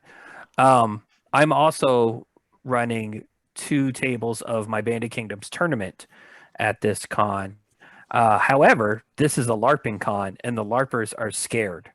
So I've had 1 person sign up for. Thank you, Mike. Because they're scared, they don't want to do it. Throwing out. I think they're scared. I think they're. It's a LARPing con. Maybe they're not into D&D, and maybe they don't want to do horror D&D. But I've just put the link there. If you're looking to get into the Bandit Kingdoms tournament, and you missed out on it at virtual GaryCon or Greyhawk Con, excuse me.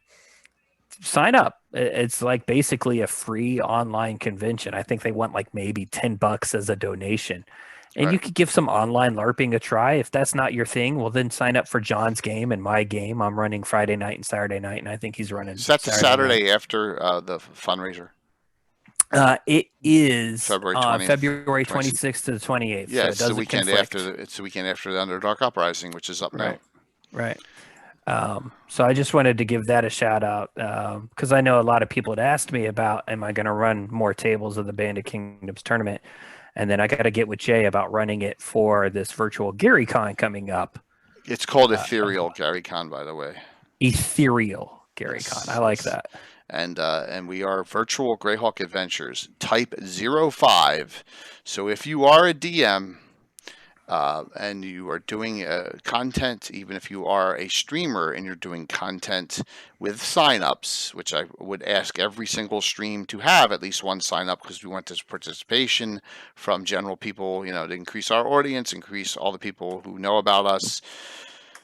05 is the type you put in.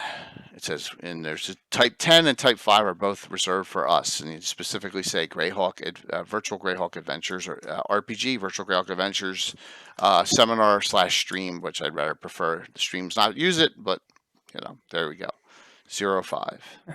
And we mentioned the Duchy of Ernst coming up, and then the last couple things I'm trying to put together a cannon fodder table for Jay in January. Yep. We haven't seen cannon fodder in a while, even though we've seen the Barrier Geeks. I'm just itching to get Garn back out killing things. So look for that in January if we make it happen. And then finally, in my Ghost of Saltmarsh campaign, I recently concluded the 6th level adventure I wrote called Murder in Seaton, in which the PCs had to fight a bunch of demons and track down Lord Obmi, who I had converted to 5th edition. I completely throw away the conversion they did in Tales from the Yawning Portal as not dangerous enough. My 12th level version of Obmi drops PCs in one round every time they fought him, because he would disappear. He goes invisible and he leaves. He would drop one of them and take off, drop one of them and take off. But anyway, I now think I'm going to try and write this for DM's Guild and look up the actual publishing rules, because I know you could write stuff for Saltmarsh, right? And Seaton is in Ghosts of Saltmarsh, so why couldn't I write a Greyhawk adventure set in Seaton? I agree. Through DM's Guild. Yeah. Right? I agree. And I can use Obmi. He's been in Tales from the Yawning Portal. It's in the book. But you can start an adventure and see it, and then you can go anywhere in Greyhawk from there. So well, then they end up in the Bandit Kingdoms. Yeah, right? Sure. Yeah, no problem. I use these there down there, so you can bring the stuff back home. Yeah. So I think that's the I want to do in 2021. I'm in the process of moving. My wife and I are selling a condo, buying a house. That happens in January, so we're very busy. But then at the same time, I've told Christoph, I'm going to write you an article for Seaton, because, I fleshed out the town a little bit for this adventure in Ghosts of Saltmarsh. And as it turns out, if you look in canon, there's really not much about Seaton other than the fact that it's near Saltmarsh and it's a garrison town. So I want to get that to the Orth Journal when I can. Awesome. So, anyway, I was also, thanks for having me on tonight. It's a blast. I'm not a deep lore master, but with my love, we did our best. This was fun. Yeah, I appreciate you having me on. I'm not either. So, Casey, we had a lot of interesting common ideas and stuff. So I loved it. So great having you on. We do tend to think alike. So 2 final things. So we're looking at February 19th and 20th for Underdark Uprising, 3rd annual fundraiser benefiting St. Jude. 7 of my 8 streamers have locked in their time slots, still waiting on 1. But we're not going to go in the middle of the night like last year. So it's going to start 8 a.m. Friday morning, run to midnight Friday, and then it'll restart 8 a.m. Saturday morning, run to midnight for the finale and all that. So, but it'll be a blast. So I've got to get 1 more locked in. We're in good shape with that to have that, and it's going to be some disjointed adventures, so it doesn't have to follow a main plot line, but you're going to see a lot of Underdark stuff, which everyone loves. And hopefully we raise a lot more money than we did. We raised $2,520 last year. Let's blow that away this year. We'll have 8 channels at least. And then the lastly thing that I've been really pushing is this big Virtual Greyhawk Adventures that Luke asked me to put together. The time slots are filling up. I have put in 6 of my events. I still have 1 more, I think, to put in, not counting the Greyhawk late night talk shows that we may do. But we got Blue Box's time slot's been locked in for 2 of their 3 events. Nightheart Gaming's Will put his game in, actually. Gitano has his games in, and Dickerus has his games in. I've got to. Prometheus has his games in. Scott Casper has his games in there. Mike, he's doing A3. So Scott Casper's in. Damn. So we are in good. We're in really good shape. Wow, it could be. It could be there, Gitano. I will check that out.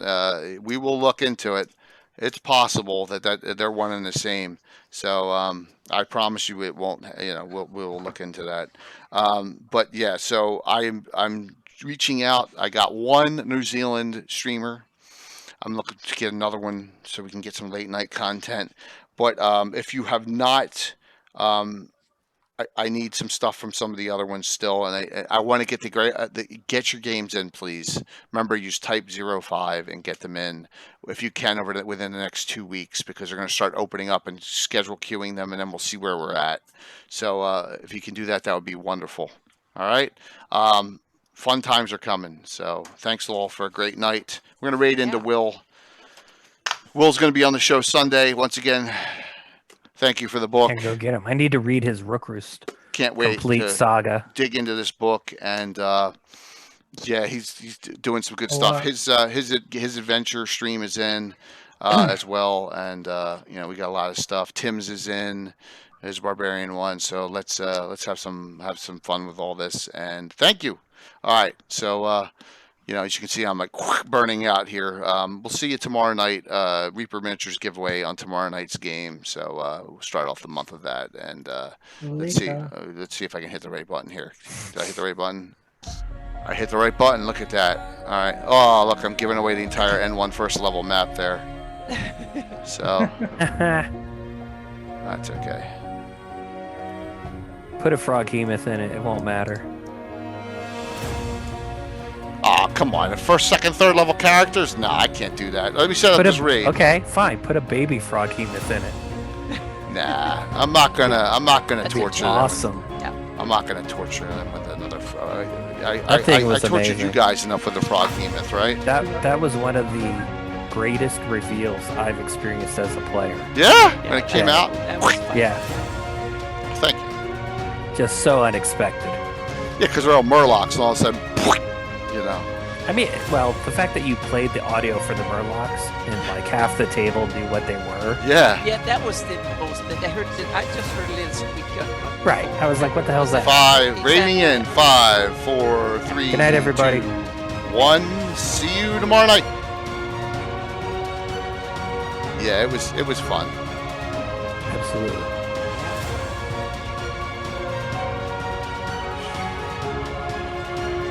Oh. Oh, cool. Yeah.